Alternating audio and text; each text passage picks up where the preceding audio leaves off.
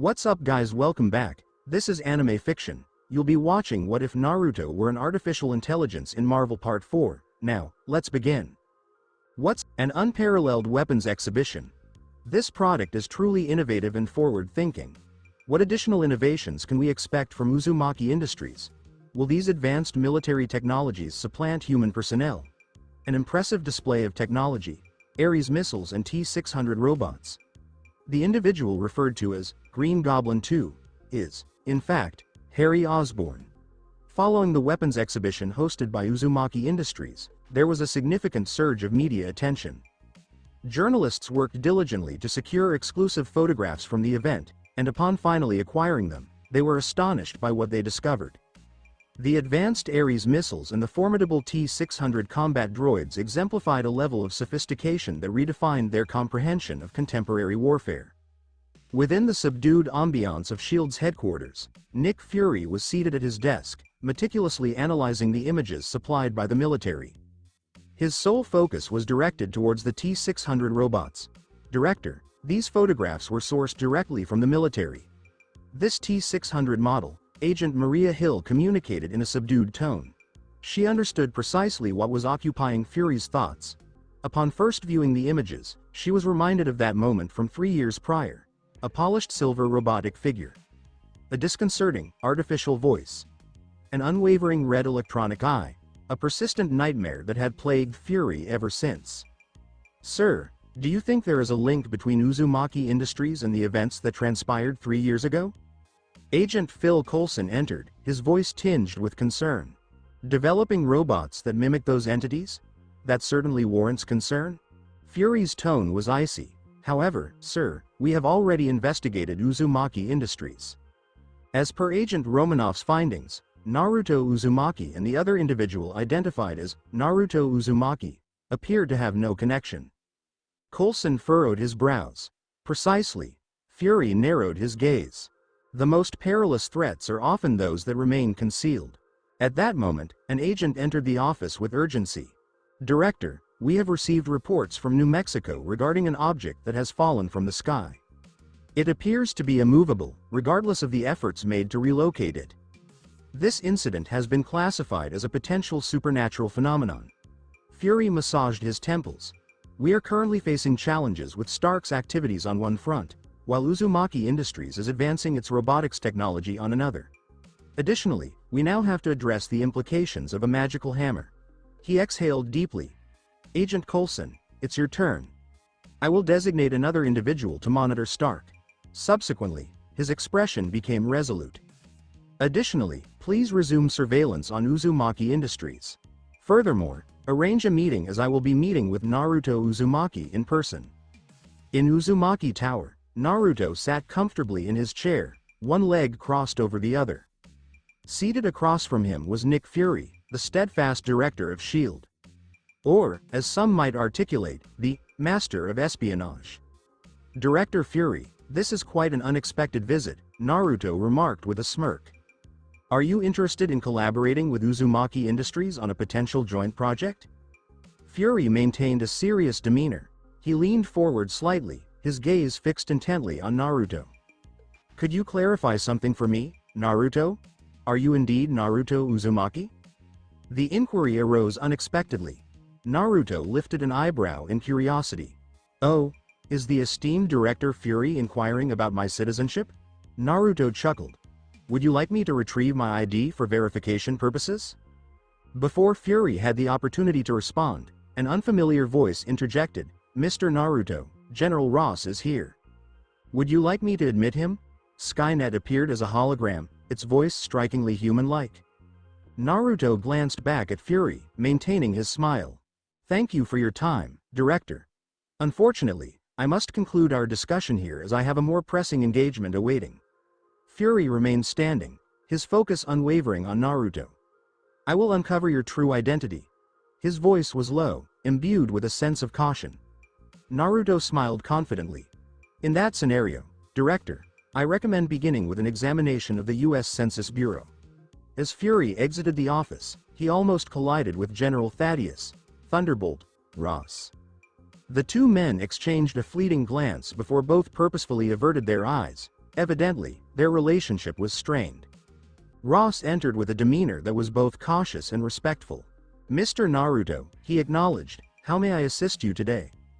Despite his position as a high-ranking general, Ross exhibited an unexpected level of submissiveness in the presence of Naruto, a billionaire industrialist. Naruto leaned forward, his smile confident. "General Ross, I am in search of an individual. A specific individual characterized by their green hue. I trust you are fully aware of whom I am referring to." Upon hearing the name Green Giant, Ross's expression shifted to one of concern. Only one individual matched that description: Bruce Banner, the Hulk character. Ross tightened his fists.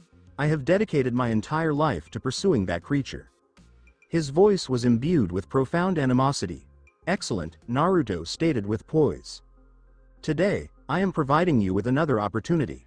Locate Bruce Banner, and I will handle the remainder." His voice was composed, yet imbued with allure. Ross's eyes narrowed as he focused intently, his mind working swiftly. He desired the Hulk above all else. At this moment, Naruto Uzumaki was presenting him with an opportunity to seize him. Would he accept it? There was a singular response. In a disadvantaged area of Brazil, Bruce Banner was diligently typing on his keyboard, his frustration escalating. Since that pivotal experiment, during which he was subjected to an excessive amount of gamma radiation, his life has been irrevocably altered. He had transformed into an entity that was beyond control. A formidable creature. The entity within him was an embodiment of intense fury and devastation, exhibiting an incomprehensible level of strength while lacking any semblance of rational thought. Each time it surfaced, his consciousness was forcibly subdued, engulfed by an overwhelming rage. What is the reason for this recurring issue?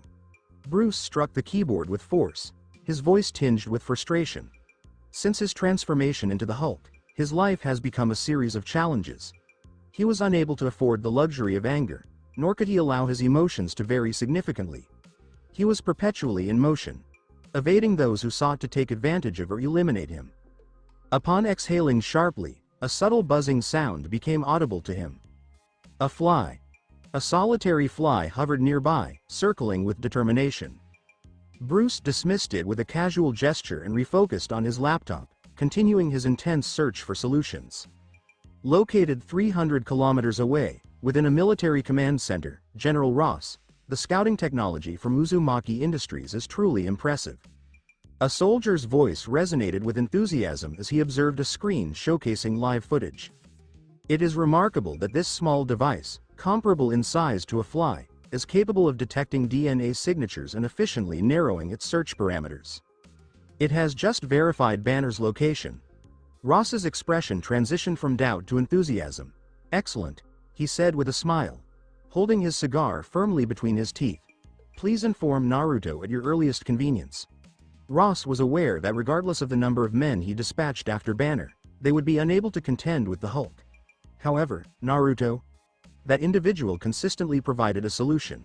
To Ross, Naruto Uzumaki represented an unparalleled figure of admiration.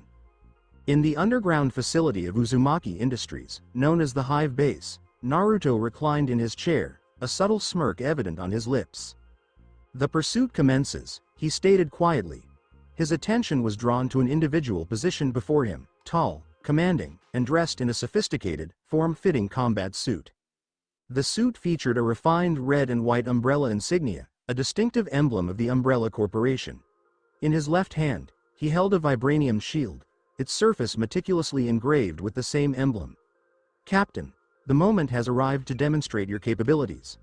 The individual acknowledged with a nod, his blue eyes reflecting a sense of anticipation. "Certainly, Mr. Naruto. I will ensure it is completed." Steve Rogers confidently turned and boarded the sleek, jet-black aircraft that was ready for him.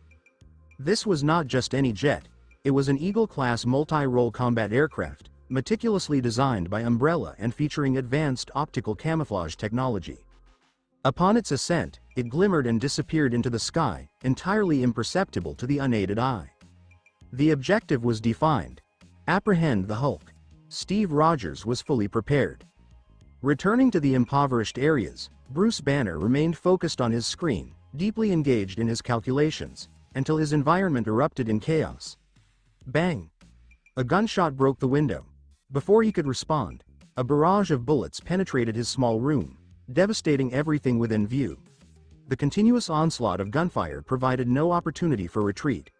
Bruce experienced a moment of breathlessness. His pulse increased significantly. Unfortunately, they have located me once more. A brief glimmer of green appeared on his skin. He promptly exited the room, vanishing into the intricate network of the slums. General Ross, the subject is in motion. The team entered Bruce's ransacked hideout with urgency, but he had already departed. Sir, he is proceeding in a southeast direction. The scouting drone, cleverly disguised as an ordinary fly, had once again locked onto Banner. Ross held his cigar firmly between his teeth, a confident smile emerging. Illuminate the situation.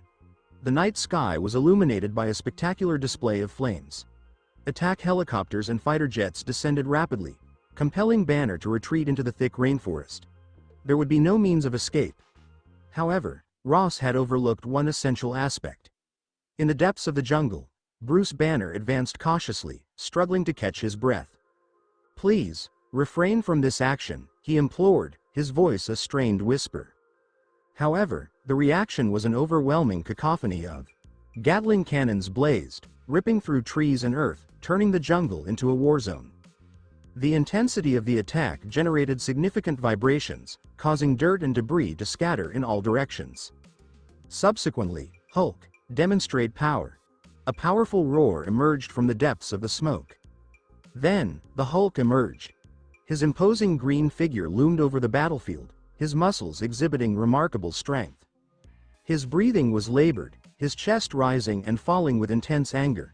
Subsequently, he offered a smile. The smile lacks warmth. A hazardous situation.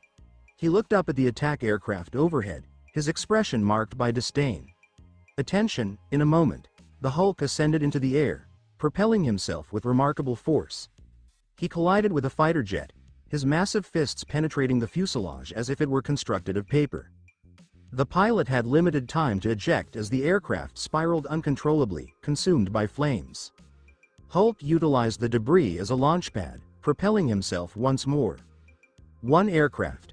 Subsequently, another. Subsequently, another. All aircraft were destroyed.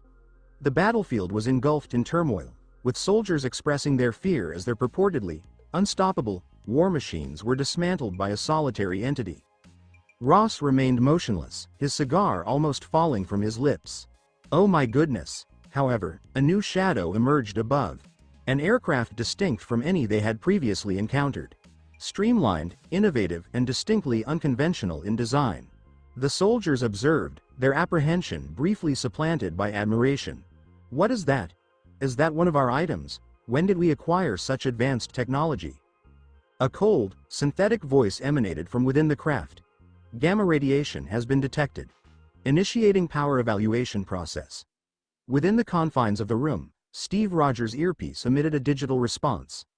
The current threat level is manageable, and victory is assured. Steve smiled confidently. Let's begin. With that, he advanced and jumped from the aircraft, descending directly toward the furious Hulk below. Excuse me, could you please direct your attention upwards? What is that? An individual has just exited the aircraft. They lack a parachute. Are they in danger of harming themselves? Expressions of astonishment and incredulity resonated throughout the battlefield as soldiers observed a solitary figure descend from the sky with the force of a missile. With a resounding impact, the figure descended to the ground, causing dirt and debris to scatter in all directions.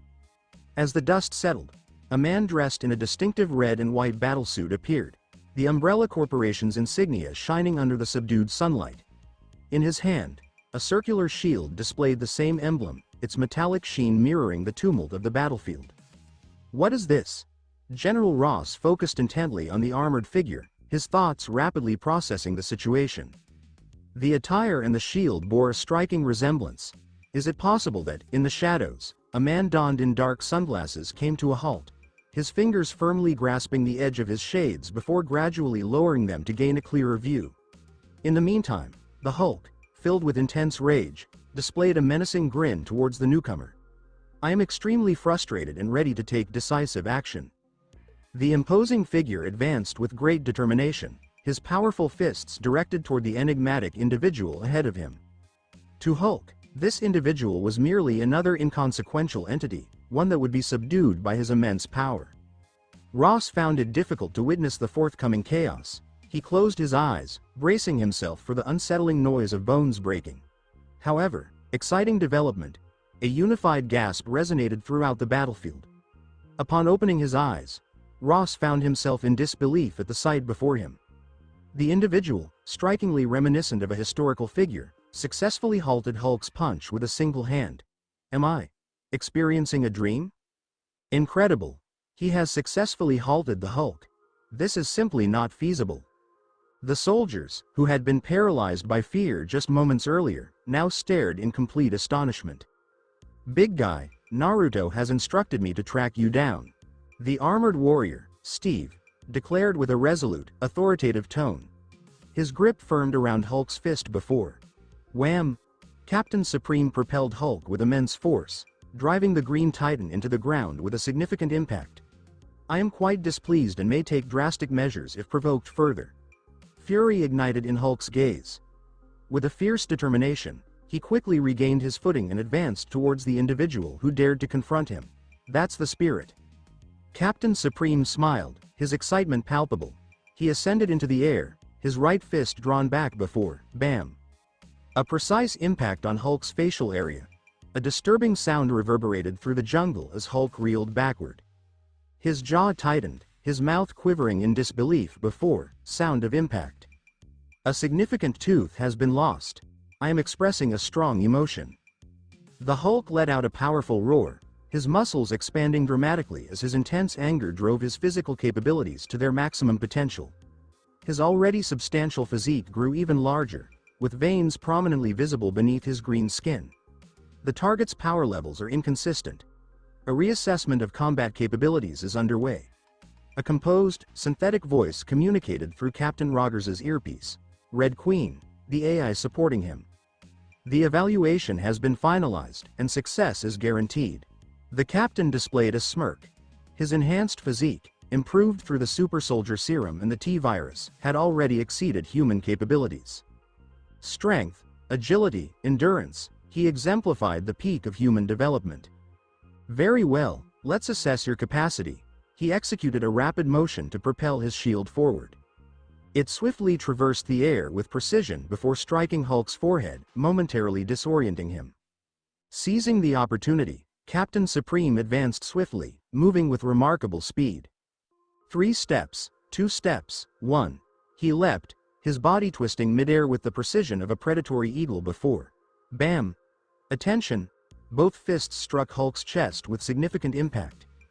The force caused the Hulk to stagger, his substantial physique nearly toppling to the ground. The soldiers, who had been filled with fear moments earlier, now observed with their mouths agape. What on earth is Hulk facing defeat? This is extraordinary. Captain Rogers engaged with unwavering determination, his fists moving with remarkable speed. Hulk, recognized as one of the most formidable entities in existence, found himself entirely overpowered. I am feeling quite frustrated. For the first time, a hint of fear appeared in Hulk's eyes. He instinctively stepped back. Do you wish to flee? Captain Supreme remarked, perceiving Hulk's hesitation without delay. His attack escalated, strike after strike connected with devastating impact. Each impact progressively weakened the Jade Giant. Subsequently, crack. With a disturbing crack, Hulk's knees collapsed. His legs failed to support him. Despite possessing an extraordinary healing factor, the swift ferocity of the assaults allowed no opportunity for recuperation. In a decisive culmination of the battle, Captain Supreme executed a powerful punch directly to Hulk's jaw. For a brief moment, everything was in disarray. Subsequently, attention! Hulk fell, his substantial form hitting the ground with a resounding impact. As the dust settled, he was no longer the Hulk. Bruce Banner lay unconscious on the ground, appearing frail and utterly exhausted. The battlefield descended into complete silence. Incredible. He has just knocked Hulk out. This isn't real, correct? He possesses strength that surpasses even the Hulk. The soldiers reacted with surprise and admiration. A team of operatives advanced swiftly, administering potent sedatives to Bruce Banner's unmoving form, guaranteeing that he would remain unconscious for an extended period. A voice crackled in Steve Rogers' earpiece, Red Queen communicating once again. "Excellent work, Captain Steve." However, before he could celebrate, the AI's tone abruptly changed, becoming more incisive and attentive. "Now, let us address the issues that are concealed in the background." From the hovering aircraft, 4 T-600 combat androids descended, their mechanical bodies resonating with precision and effectiveness. Concealed within the foliage, a contingent of SHIELD agents observed the unfolding situation with a sense of dread. One individual seized his communicator, his voice quivering with apprehension. "Director Fury, we have encountered a breach in our security." The final image he perceived was a frigid, metallic skull, its luminous red eyes penetrating his very essence, before his screen transitioned to darkness. The recently transmitted footage had a profound impact on Nick Fury's thoughts. At first, he aimed to observe Uzumaki Industries and General Ross, seeking to reveal their intentions. However, what he uncovered instead was the super soldier. The shield was unmistakably the signature weapon of Captain America. The resemblance was strikingly similar to that of Steve Rogers depicted in the vintage photographs. "Could you please clarify the reasoning behind this?" Fury's expression clearly conveyed his disbelief, and alongside him, Agent Maria Hill appeared equally unsettled.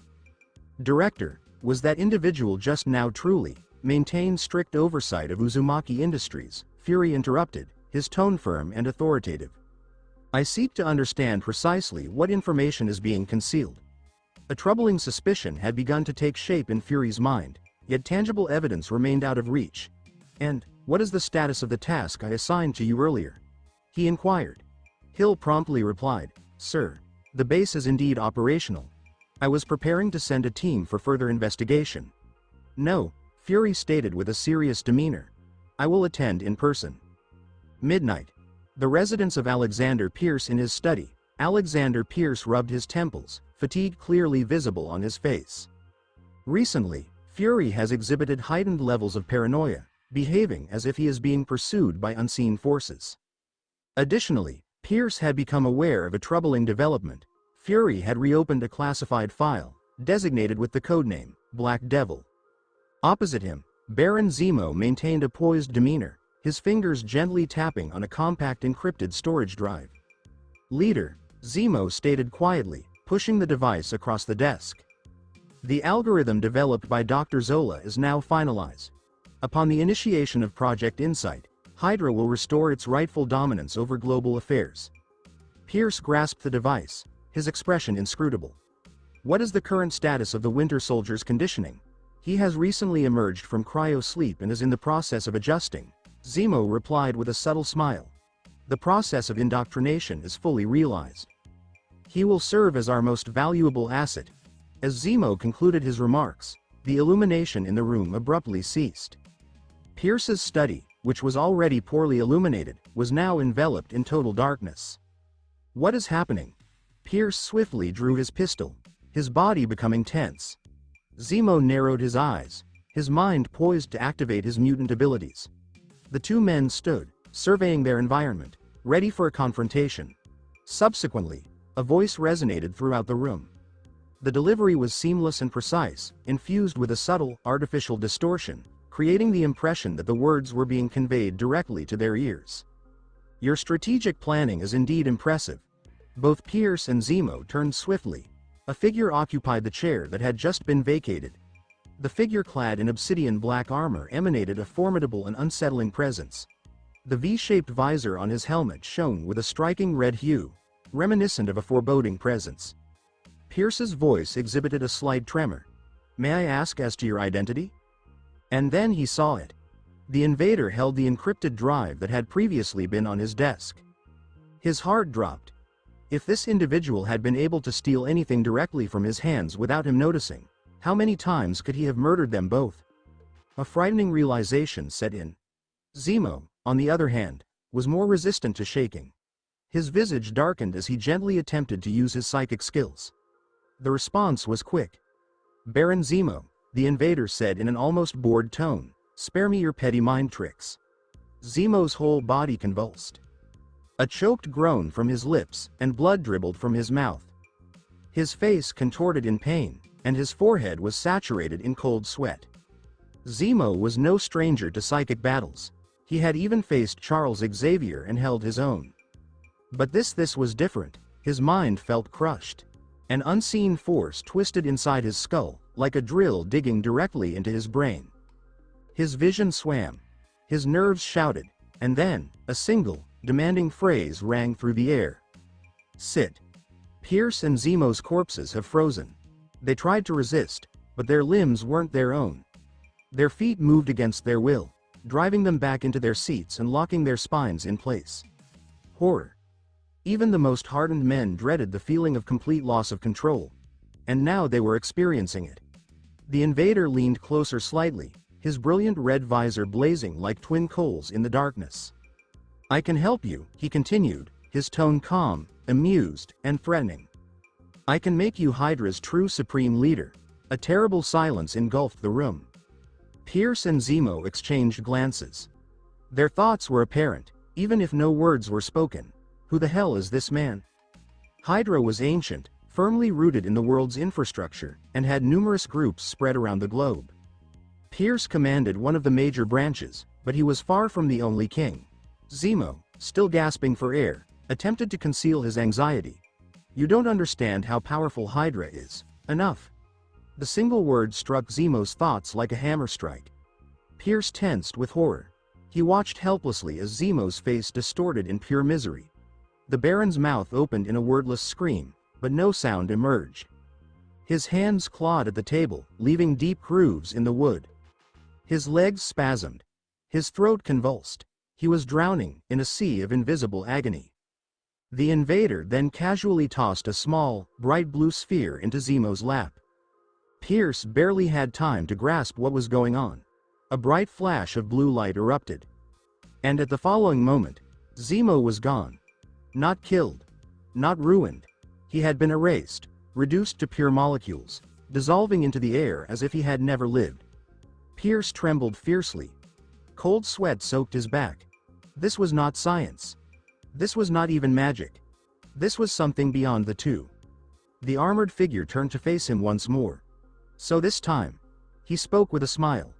Now then, Secretary Pierce, I believe we can finally have our conversation. This, sir, what exactly do you mean by making me the true leader of Hydra?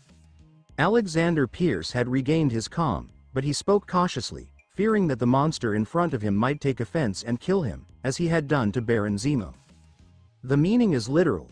I will make you the true leader of Hydra. With a casual wave of his hand, Naruto projected a holographic screen in front of Pierce. It showed a globe map, thickly marked with red dots representing Hydra bases. Pierce's gaze searched the screen, recognizing those bases he was previously familiar with. However, the vast majority were entirely unknown to him. You will be the ruler of this immense power, Naruto said, his voice tinged with seduction. And I will grant you the opportunity for eternal life. Pierce's heart was filled with longing after hearing those words. Despite Hydra's past attempts to delay his aging, his physique was withering at the age of over 80. He had been treated with experimental serums to slow the process, but he could still feel his strength fading. Naruto now presented him with a much more significant offer. And what is the price? Pierce inquired, his face reflecting his enthusiasm. If this man wanted him dead, he would have already been reduced to dust, just like Zemo. That indicated he was still useful. Everything.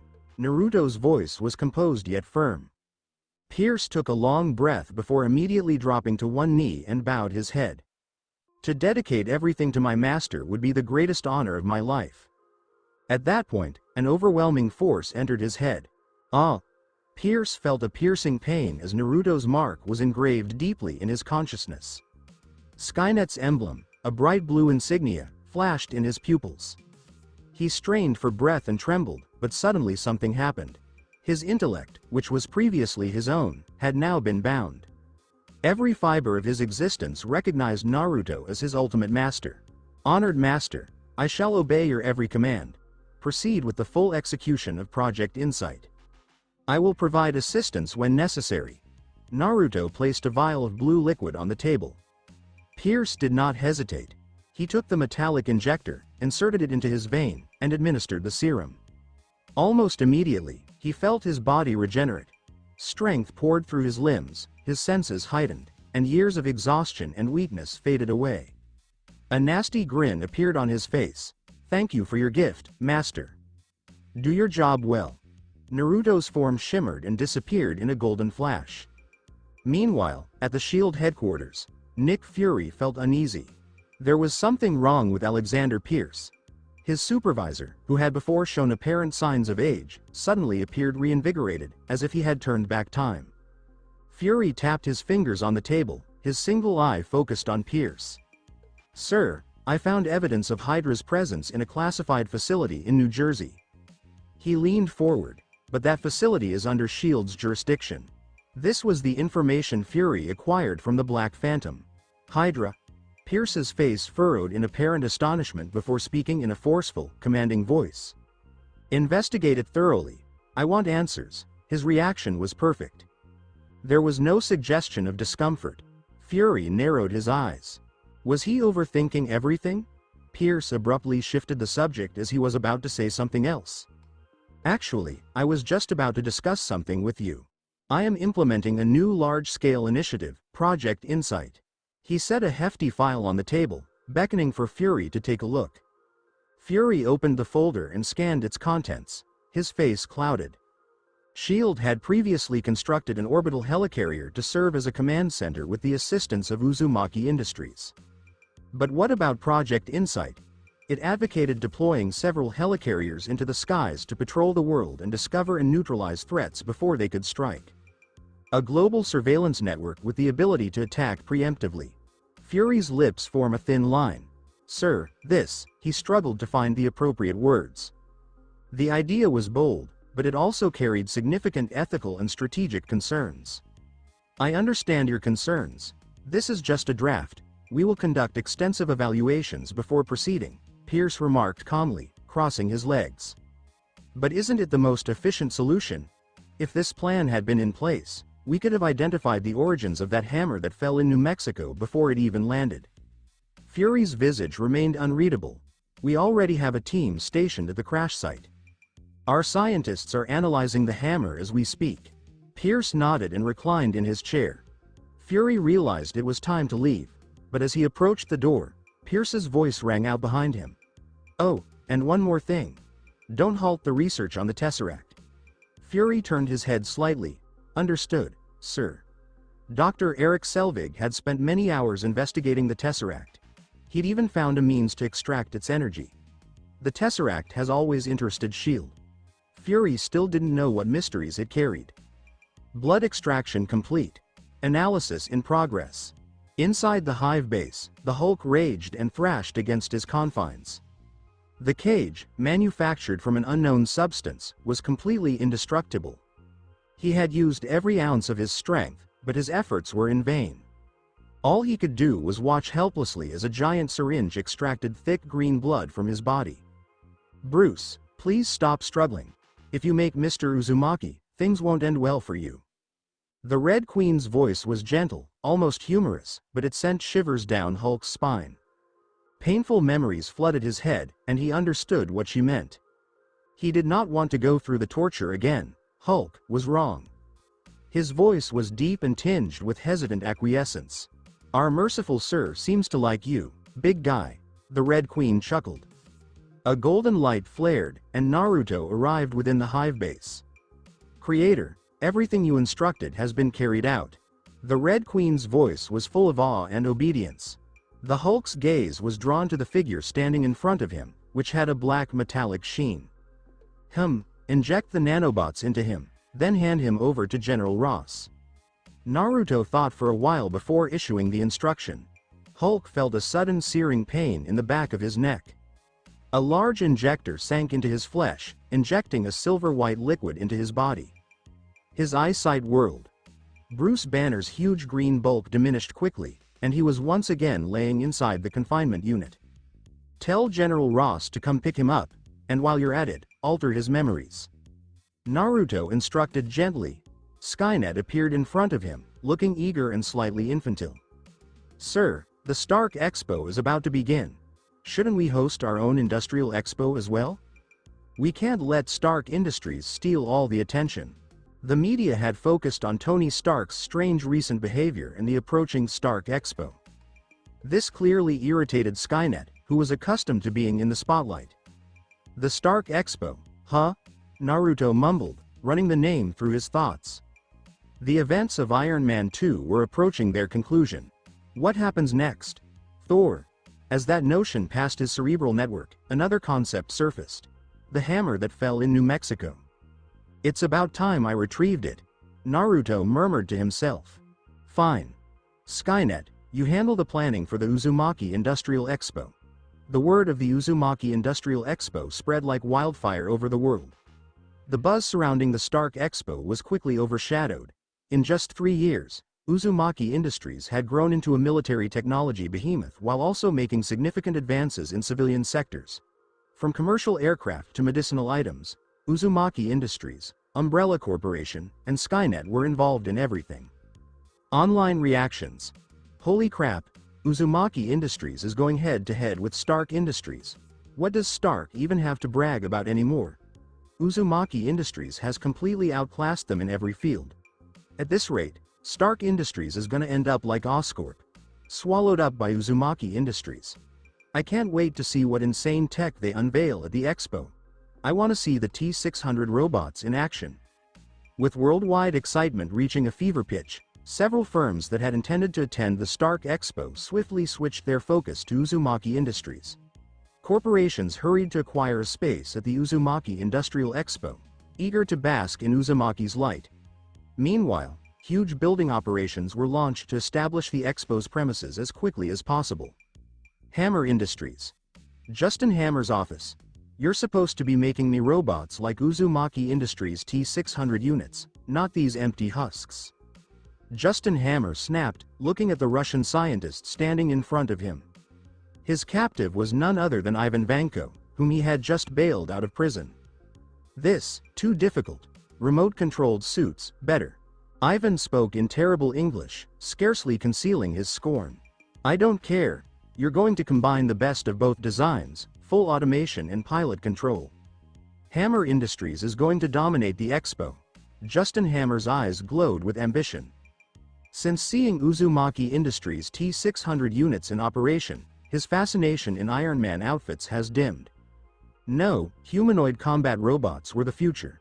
Not flashy, tailored costumes like Tony Stark's, but genuine, powerful battle machines. Meanwhile, Ivan Vanko mocked Hammer's naivety. He enjoyed dealing with pompous and clueless businessmen like these. His thoughts was not focused on developing robots. It was about vengeance. Not only against Tony Stark, but against the entire US. His father was deported and died in poverty and shame in Russia. Now Ivan would carry out his father's wrath. He would start at the fair. New Mexico, USA. Desert region. A gang of men dressed in black suits appeared unexpectedly and quickly set up camp. Within seconds, a portable base had been fully deployed. Scientists in white lab coats occupied themselves with monitoring various data streams within. "Oh my God, this is unbelievable. The density of this hammer surpasses anything I've ever seen. But with such immense mass, why isn't it sinking into the ground? There's a strange energy signature hidden within its metal. What is this thing?" The researchers looked at the data on their screens, their eyes wide with surprise. The hammer defied scientific knowledge. It should not exist. Then, without warning, alarm sirens sounded across the base. "Alert! Unauthorized intrusion detected. All agents, prepare for engagement." Flashing red lights illuminated the base as scientists were hastily evacuated to safety by SHIELD operatives, who promptly took up combat positions. Outside, the sky darkened. Rain fell hard as a huge, powerful person crept beneath the cover of darkness, sneakily punching out a SHIELD agent before running toward the hammer. "Intruder! Intruder alert!" The piercing warning reverberated throughout the base, but the figure had already reached the hammer's resting spot. With determination in his eyes, he clutched the handle and pulled with all of his strength. The hammer remained perfectly still. No, no, the rain pummeled down on the man's face, adding to his sadness. This man was none other than Thor, Asgard's exiled prince. SHIELD agents swiftly surrounded him, their rifles aimed at the defeated god. Agent Phil Coulson took a step forward, his expression enigmatic as he peered down at Thor, who was kneeling. "All right. Let's start with..." Before Coulson could finish his sentence, a burst of golden light appeared in the air. A round portal, sparkling with golden energy, appeared in front of him. A humanoid machine with jet-black armor emerged from the gateway. Its V-shaped visor shone a terrifying crimson. Thunder rumbled overhead, and lightning streaked across the sky, illuminating the enormous figure in an unsettling glow. "Well, looks like I have quite the audience," a cold, synthetic voice rang forth. Coulson's expression changed immediately. He recognized the voice. A recollection surfaced 3 years ago, in the Baxter building. You're Naruto Uzumaki." Coulson's throat became dry. "Ah, Agent Coulson. Glad to see your memory is still as sharp as ever." Naruto's voice had a trace of amusement. "Then you should also know that those guns of yours are utterly useless against me." Naruto strode past the agents without a glance, aiming right for Thor. The Asgardian prince hardly responded, staring at the hammer in sadness. A prince of Asgard, reduced to this? Naruto wondered, his synthetic voice full of derision. Truly, a tragic sight. Then he turned to Mjolnir and extended his hand toward the hammer's handle. Thor's head snapped upward. "No, you won't be able to lift it, only one who is worthy." Naruto ignored him as his massive psychic force surged forward, invading the depths of Mjolnir. Inside, he discovered the hammer's concealed lightning essence, a relic of Odin's will. However, in the face of Naruto's enormous mental power, that will cower, as if it were an obedient pet bowing to its master. Boom! An enormous bolt of lightning flashed across the sky, briefly changing night into day. In the next instant, Naruto lifted Mjolnir. Thor's eyes widened with surprise. Storm clouds gathered in the sky above them. A sea of crackling silver lightning erupted, coiling around the hammer like a living organism. The sheer force generated static charges in the air, causing every hair on the agent's body to stand on end. Then, from above, "How dare you!" a majestic and furious voice rang out across the heavens. Odin. The All-Father had been watching, and his wrath erupted. The storm intensified high above, generating a massive serpent of lightning that dropped with terrible intensity on Naruto. A blinding rainbow light shimmered in the sky, signaling that the Bifrost was opening. Odin was making a move. Naruto's red visor shone brighter. "I said, stay out of this." His mechanical voice conveyed a disturbing finality. A wave of sapphire blue light erupted from his body.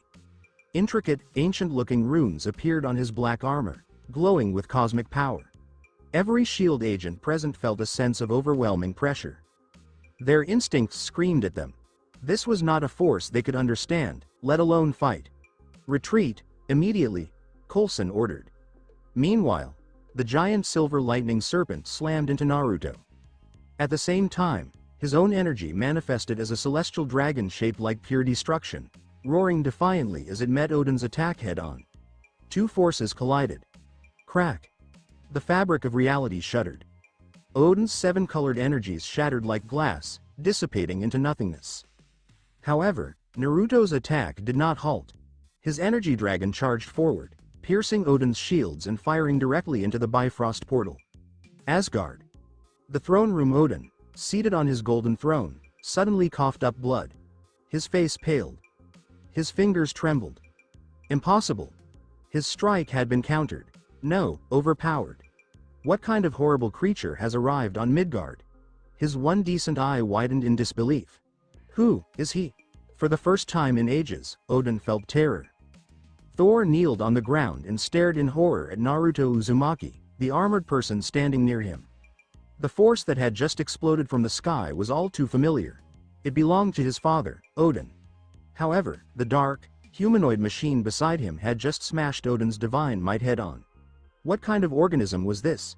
However, Thor found it easy to accept. If this being could directly question his father's power, it's not unexpected that he can also lift Mjolnir. Naruto's armor emitted steam and waves of heat, indicating that his machine had overheated due to the conflict with Odin. However, the damage was modest. I like this hammer. I'll be taking it with me for now. Naruto spoke as if nothing had happened. Despite crushing Odin's godly strength and injuring the Allfather himself, he focused his attention on the shield agents around him. I'm taking the hammer. You guys don't have a problem with that, do you? The blazing crimson V-shaped visor swept over the agents, leaving them feeling an incredible pressure from his gaze. Mr. Uzumaki, you can take the hammer, Coulson stated, remaining steady despite the strain. But we will be tracking you. Naruto chuckled. Tell Nick Fury I'll be paying him a visit. Soon. As his words dropped, a golden, shimmering doorway appeared beside him. Without hesitation, he went through and vanished. Agent Coulson, who was that? My God, that was terrifying. I've never seen energy on that scale before. Thank heaven we're still alive. What did he mean by Odin? Was he talking about the Odin from Norse mythology? A flurry of panicked and awestruck voices erupted among the shield agents as soon as Naruto disappeared. The sight of that massive, blue dragon roaring into the sky, the sheer force of the energies that had clashed, these things had burned themselves into their minds. At that moment, a group of white-coated scientists rushed out, their faces flushed with excitement. Incredible! The energy backlash just now completely fried our measuring instruments. This is beyond fascinating. We detected a spatial anomaly. A wormhole opened in near-Earth orbit. And that thing, it vanished like it was using magic. The way he spoke of Odin and Asgard, could they really be the gods of Norse mythology?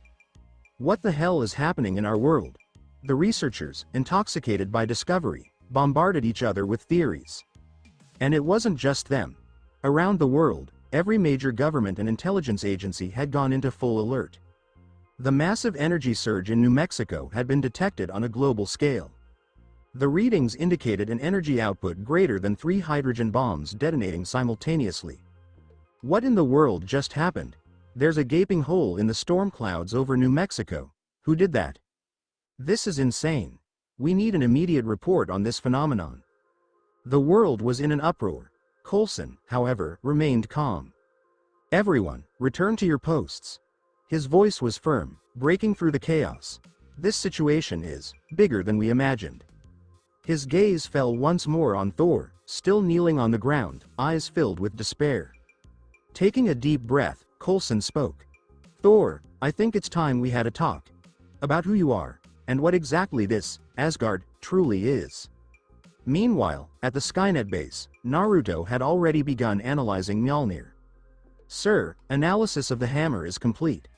Mjolnir is made of Uru metal and composed of a white dwarf star core, giving it an astronomical density. However, an unknown energy, akin to magic, allows a chosen wielder to ignore this weight.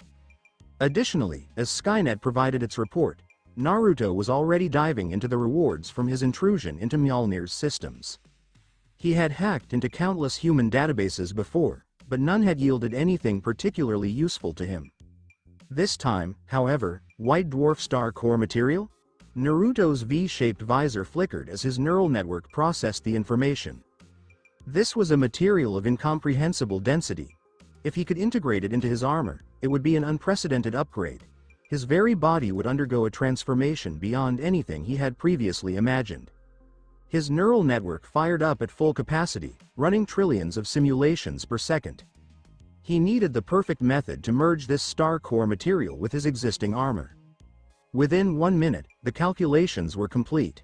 A grin formed beneath the armor. It seems, it's time to build myself a new body. But before that, there was something else he needed to handle. First things first, let's deal with Iron Man 2. Naruto's Starlink project had already flagged Ivan Vanko's actions long ago. In fact, Vanko's every move had been under Skynet's surveillance since day one. His motivations, plans, and behavioral patterns had all been mapped out. His next move had already been predicted. That was the power of big data in the digital age. Just as modern smartphones track and suggest things based on user behavior, Skynet had done the same to Vanko, only on a level millions of times more advanced. At this point, Ivan Vanko was an open book, and Naruto Uzumaki? He was about to close it. Next week marks the grand opening of both the Stark Expo and the Uzumaki Industrial Expo. Unbelievable. Uzumaki Industries managed to construct an entire exhibition venue within just a month.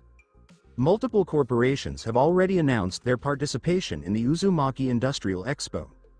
Hammer Industries unveils their latest war robots. A cheap imitation at best. Hammer Industries developing war robots? Now that's a joke.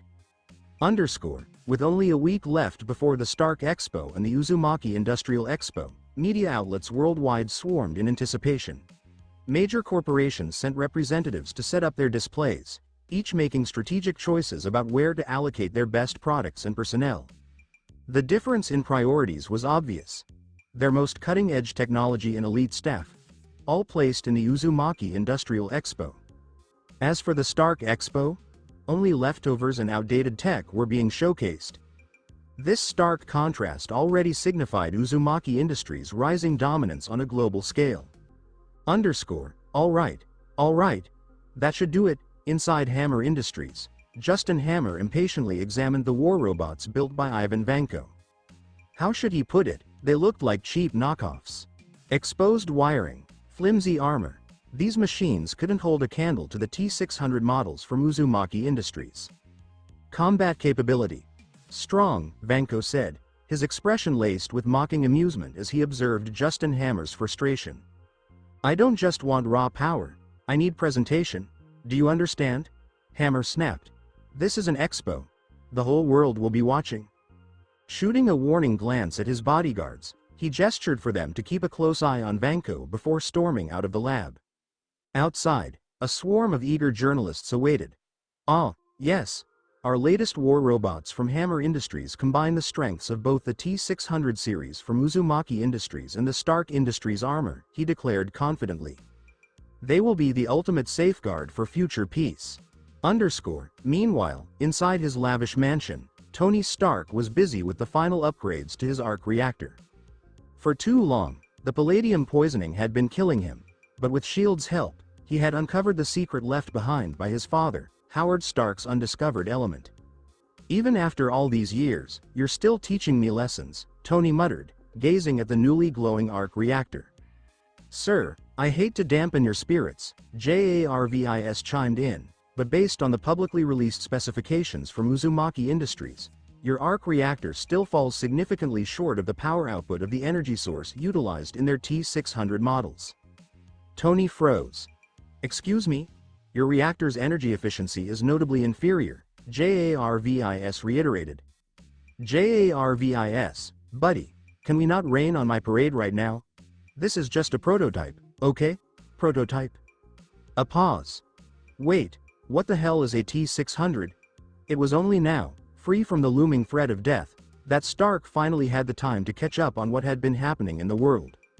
And the moment he went online, his worldview was shattered. In a short span of time, everything had changed. Osborne Industries had been acquired by Uzumaki Industries. Harry Osborne had become the new Green Goblin. Uzumaki Industries had assisted the US military in capturing the Hulk. There was now a Spider-Man swinging around Queens.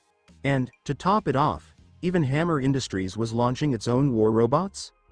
Wasn't Justin Hammer supposed to be humiliated at the hearing? How was he still making moves?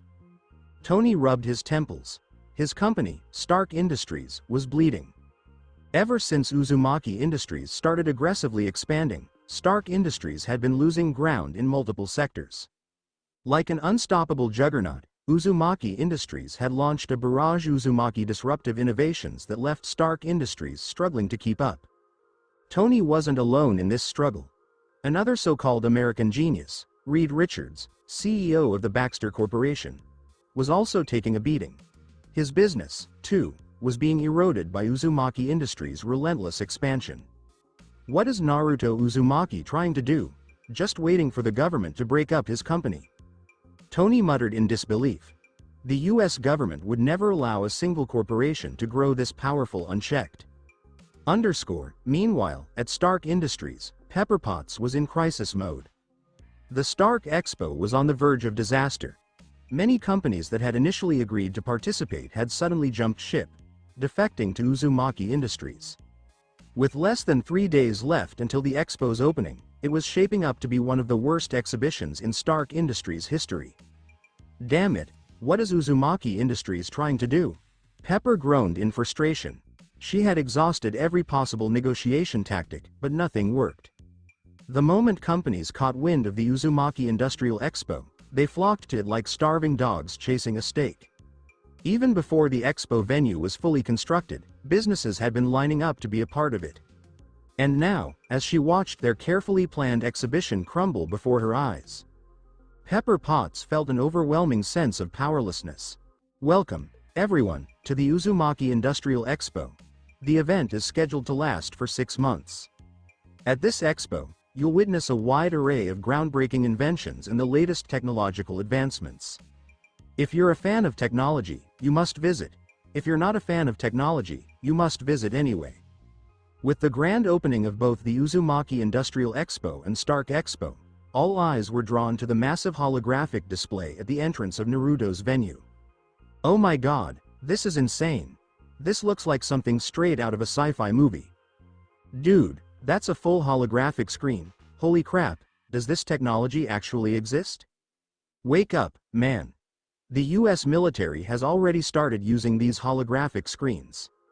The crowd gathered at the entrance of the Uzumaki Industrial Expo was instantly captivated. Even before stepping inside, they were already in awe of the technology on display. The holographic screen showcased detailed introductions to Uzumaki Industries products, as well as previews of the cutting-edge technology to be featured at the expo. Normally, such presentations might seem dry and boring, but with these visuals, the audience was completely engrossed. Then suddenly, what the hell is that? A silver-white figure appeared at the main entrance. It was a T-600 combat unit. Many had already seen images and videos of the T-600 on various media platforms, but witnessing one in real life was an entirely different experience. A chill ran down the spines of the onlookers. The gleaming silver exoskeleton exuded an eerie sense of menace. The crimson electronic eyes flickered ominously. The humanoid mechanical structure was unnervingly lifelike. Greetings, everyone. I am your guide for the expo. You may ask me any questions. Additionally, please address me as Skynet. A fragment of Skynet's computing power had been allocated to this particular T-600 unit, allowing it to speak in an elegant and refined manner. What the? A freaking AI-powered combat robot. Jesus Christ, they're using a T-600 just to give directions? This is way cooler than Stark's Expo. Can I take a picture with it? Hearing the T-600 talk, the initial fear in the crowd quickly turned into excitement. People started stepping forward, eager to take pictures. Skynet even posed for the photos, further fueling the frenzy. This is the coolest thing ever. I need a picture too. Damn, if the entrance is this crazy, I have to see what's inside. The enthusiasm outside quickly turned into a stampede as people rushed to get inside the Uzumaki Industrial Expo. The roads outside were jam-packed with cars, and the venue was overflowing with visitors. Once inside, attendees were immediately blown away by the sheer variety of futuristic technologies on display. This is insane. I can't believe what I'm seeing. Thank God I didn't go to the Stark Expo. I'd bet everything that Stark's exhibition is nowhere near as impressive as this. Absolutely. Since this was a golden opportunity for exposure, every company participating in the Uzumaki Expo had brought out their most advanced and most confidential technologies for display. Both in quality and quantity, Uzumaki's Expo completely outclassed Stark's Expo. Meanwhile, at the Hammer Industries booth, ladies and gentlemen, welcome to Hammer Industries. Today, I am proud to introduce our latest development, the War Machine units. These cutting-edge combat robots will be the backbone of our nation's defense, ensuring peace and security. With dramatic background music playing, the stage floor opened up, revealing rows of heavily armored robots, each painted in stars and stripes, representing the United States. The crowd erupted into applause. Not only at the Uzumaki Industrial Expo, but also at the Stark Expo, Hammer Industries was executing the same presentation, winning cheers from both audiences. Let's give it up for Hammer Industries, the true defender of America's interests. Justin Hammer shouted passionately from the stage, eliciting more applause and cheers. But then, begin the operation. Watching the live broadcast, Ivan Vanko smirked coldly. His fingers hovered over the activation button. Back on stage, the enthusiastic presentation continued. And now, allow me to introduce. Suddenly, loud gasps erupted from the audience. People's eyes widened in horror. The presenter froze, confused by the reaction, until he saw the shadow looming behind him. Whoosh! Iron Man descended onto the stage, clad in his iconic red and gold armor. Everyone, evacuate immediately. These robots are compromised. His voice boomed across the exhibition hall. For a brief moment, the crowd stood in stunned silence. Then, pandemonium. Screams filled the air as people scrambled to escape. The once motionless war machine units suddenly turned their heads, their robotic eyes glowing a sinister red. Then they moved.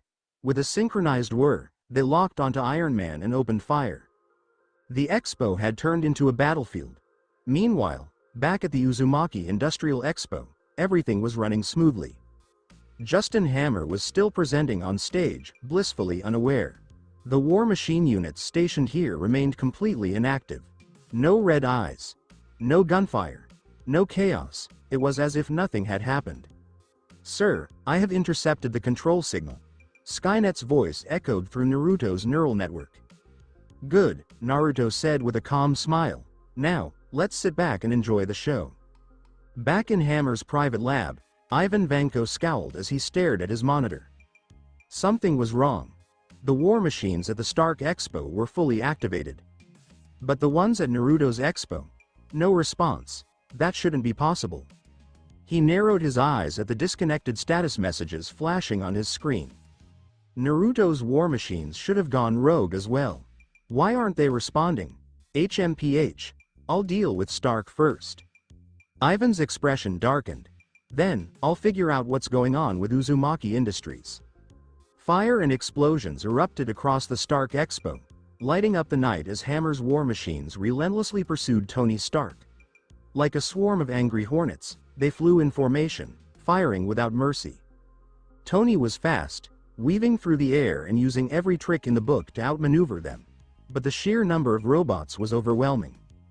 James Rhodes, his longtime friend and ally, had joined the fight. But now, both of them found themselves surrounded, their armor rattling under a hailstorm of bullets.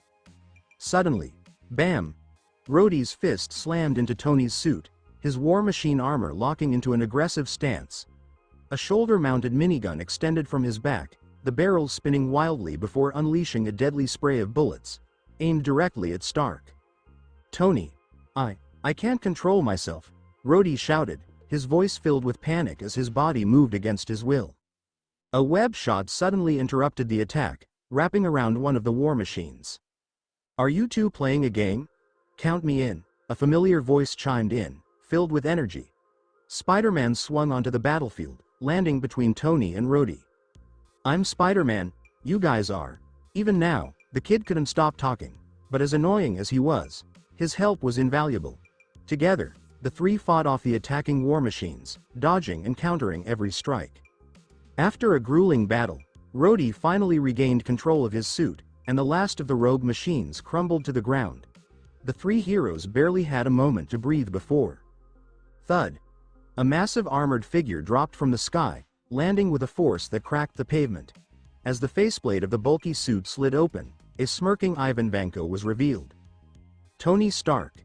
His Russian-accented voice dripped with venom as he glared at Stark. "Tonight, I complete my revenge, and the thought fills my heart with joy." The faceplate snapped shut, and the cold, crimson glow of his visor locked onto them. Two massive electrified whips snapped out from his hands, crackling with energy. "Now, die!" Meanwhile, across the city, inside Uzumaki Industries, Naruto watched the battle unfold on a high-resolution display.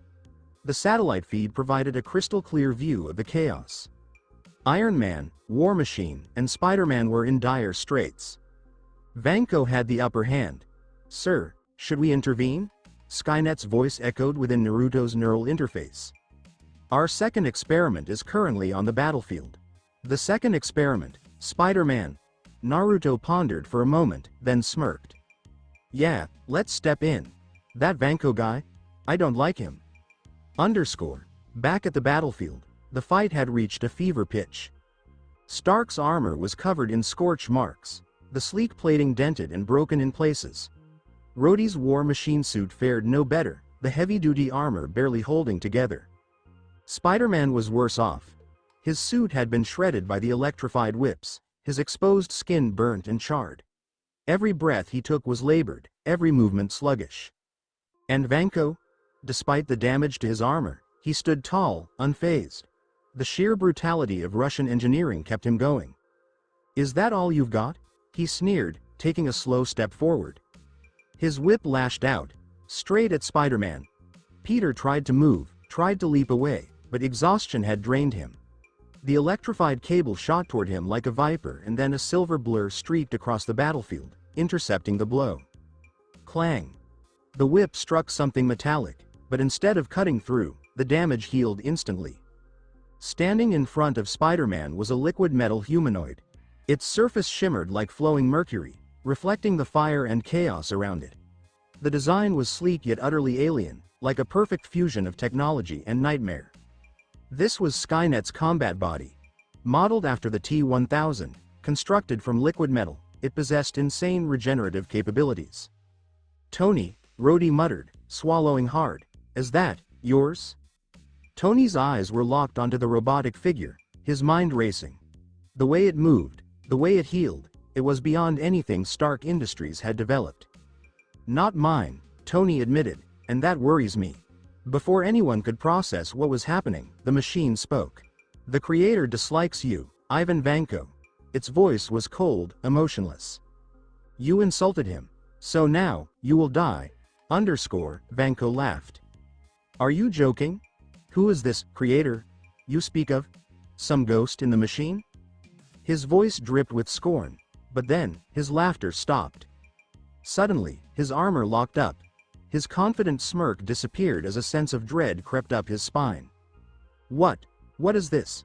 My suit, it's not responding." Skynet's voice remained chillingly calm. "Shame, you chose to wear armor." At that moment, Vanko lost all control. His suit's waist began to twist. Slowly at first, then faster. The servos groaned as they exceeded their mechanical limits. Metal bent, bones cracked. Vanko yelled. His spine twisted in an odd way, and his organs pushed against each other, causing him a lot of pain. He was bathed in cold perspiration and his mind could barely understand what was going on. The armored suit was having trouble moving, and its wires were breaking and sparks were flying. But it didn't stop. Crack!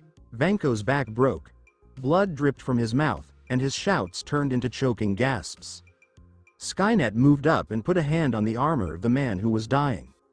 From its fingertips, streams of silver liquid metal rushed inside, burrowing through every crack and pore.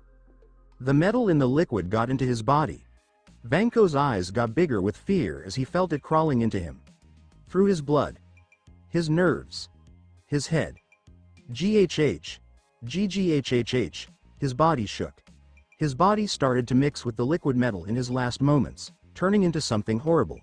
His whole body bloomed like a horrible metal flower, with silver petals coming out of his fractured flesh. It was lovely. It was scary. Tony, Rhodey, and Peter were horrified as they watched. There was no noise on the battlefield. The liquid metal thing turned, and its face, which had no features, shone in the dim light. Tony Stark was scared for the first time in his life. "This is scary." Rhodey said something under his breath as he looked at the ugly metal flower that used to be Ivan Vanko. His heart raced and adrenaline rushed through his veins as he reflexively got into a defensive position. There was no difference with Tony Stark. Vanko's terrible fate made him shiver from the soles of his feet to the top of his head. "Who are you? And what is this creator you keep talking about?" Stark asked, his voice sounding quite serious. But the silver machine didn't pay any attention to him. It shot up into the sky without saying a word and was gone in seconds. The force of its leaving generated a strong shockwave that knocked both Stark and Rhodey back. Stark's face showed pure surprise as he got back on his feet, because the speed, no, the sheer speed of that thing, was completely unbelievable. The moment it took off, it made a loud sound that shook the ground. What type of material could even hold up to that kind of force? The structure's stiffness and strength were just so interesting. "Tony, What the hell was that? Rhodey, still confused, got up and stared at Stark with a look of confusion on his face. They wouldn't have had a chance against that silver machine if it had wanted to take them out. There was no defense or countermeasures. They were completely powerless. Stark shook his head slowly. He couldn't fathom this degree of technology. He might be able to catch up in a few years. Maybe. But who could declare that what they had just seen was the best that technology has to offer? The stunning things that happened during the Stark Expo spread like wildfire all over the world. The whole globe was watching the mess at Stark Industries right now. But it wasn't the kind of attention that Tony Stark wanted. Is Iron Man going to keep us safe? Big security hole at Stark Expo. War machines go crazy. 20 dead. Many hurt in terrible attack at Expo. At the same time, the Uzumaki Industrial Expo is showing off the latest technology. The wonders of Uzumaki Industries, a tech lover's paradise. As more news stories came out about the Uzumaki Industrial Expo, more and more people wanted to go. A lot of people who had planned to go to Stark's Expo changed their minds fast. Instead, they focused on the big spectacle that Uzumaki Industries was putting up. And when they got there, they were spellbound. At the entryway, there were huge T-600 model robots with shiny metal bodies that shone in the fair lights. There were big holographic screens that showed bright images of futuristic ideas that seemed like they came from a science fiction movie. People were interested. "Dad, I want to go to the Uzumaki Expo, sweetheart. I need a picture of that T-600. I have to see this for myself. Is it as crazy as the news says?" "This is crazy. I don't even want to go. Wait, I heard there's going to be a fireworks show tonight." That's something that's never happened before. When someone said, "fireworks," any doubts they had went away. People poured through the gates of Uzumaki Industries. And as soon as they walked in, they knew they had made the right decision. Above them, tiny robotic drones that looked like floating flowers moved through the air in patterns that were hard to look away from. Guests could see sleek, swift robots moving around and helping them or showing off new technologies. Huge holographic displays floated in the air, making the place feel more like a sci-fi utopia than a business exhibition. There was no other place on Earth that was this futuristic. Wow, this is crazy. This place is like a dream come true. Uzumaki Industries is in a different league.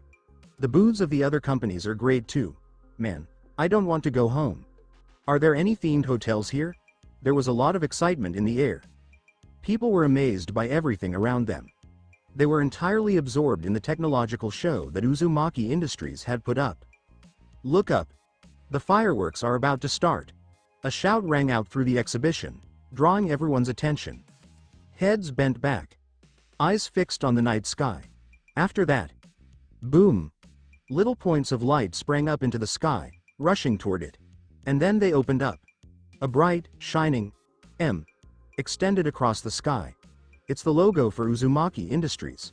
Wow, how did they do that? This isn't real. That was just the start, though. One after another, amazing pictures appeared in the sky. The logo for the Umbrella Corporation. The logo for the Skynet Corporation. A huge T-600 robot. Iconic Uzumaki Industries products shown in bright detail. Each flash of light made a beautiful spectacle and lit up the whole city. For a short while, the city of New York was as brilliant as day. The show was so big that people from all across the city could watch it. Wow, this is the most beautiful thing I've ever seen. Why the hell didn't I go to the Uzumaki Expo? Damn it. I'd be there right now if it weren't for the traffic. What the hell did they use to make these fireworks? People with sharp eyes instantly saw. These were not normal fireworks. This amount of brightness couldn't be made with regular fireworks.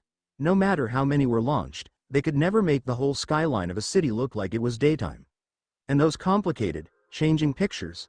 Regular fireworks couldn't do that kind of accuracy.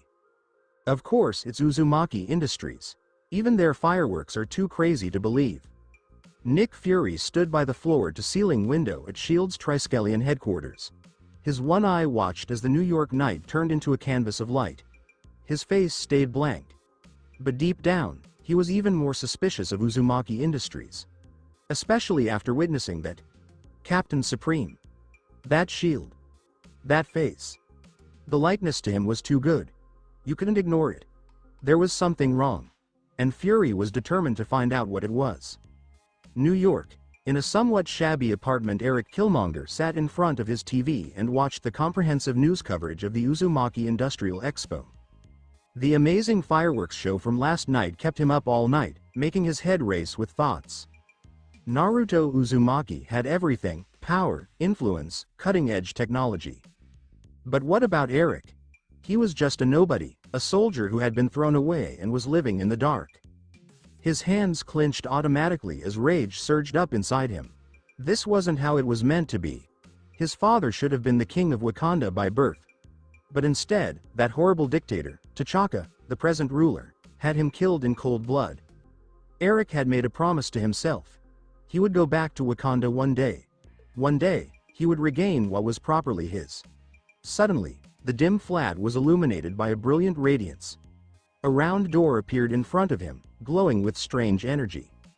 The sunshine coming in through the windows vanished at that moment. It was as if an invisible force had taken over the room and put out all the outside light. There was just darkness left. Then, out of the shadows, two brilliant red eyes appeared.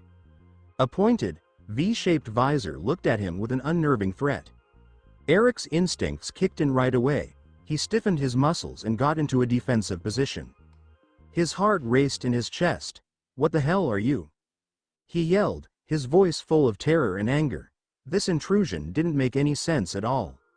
He couldn't explain how it looked or how it felt like it was choking him. There was only stillness for a moment. The city was quiet. No buzzing of electricity. Only the sound of his own frantic breathing. Then, all of a sudden, Eric's throat felt tight. A force he couldn't see wrapped around his neck and choked off his air. "Relax," a frigid, fake voice said again and over in his ears. "If I wanted you to die, you would already be dead." The voice sounded funny because it was distorted, yet it strangely made me feel better. "I'm here to help you." The voice was like a devil's whisper, sneaking right into his head. "You want the throne of Wakanda, don't you? I'm giving you the chance to take it." Eric's pupils got smaller. This was the moment his whole life had been leading up to. "Why should I trust you?" he questioned between clenched teeth. "You don't know what you're up against. Wakanda is not like any other country." A low, mocking laugh emerged from the gloom. "Oh, I know exactly what I'm up against." A huge holographic display appeared in the air with a snap of his fingers. It showed a detailed map of Wakanda with its cities, defenses, and military actions marked. There was classified information scrolling across the screen, data that Eric had never seen before. He stopped breathing. Who the hell are you?"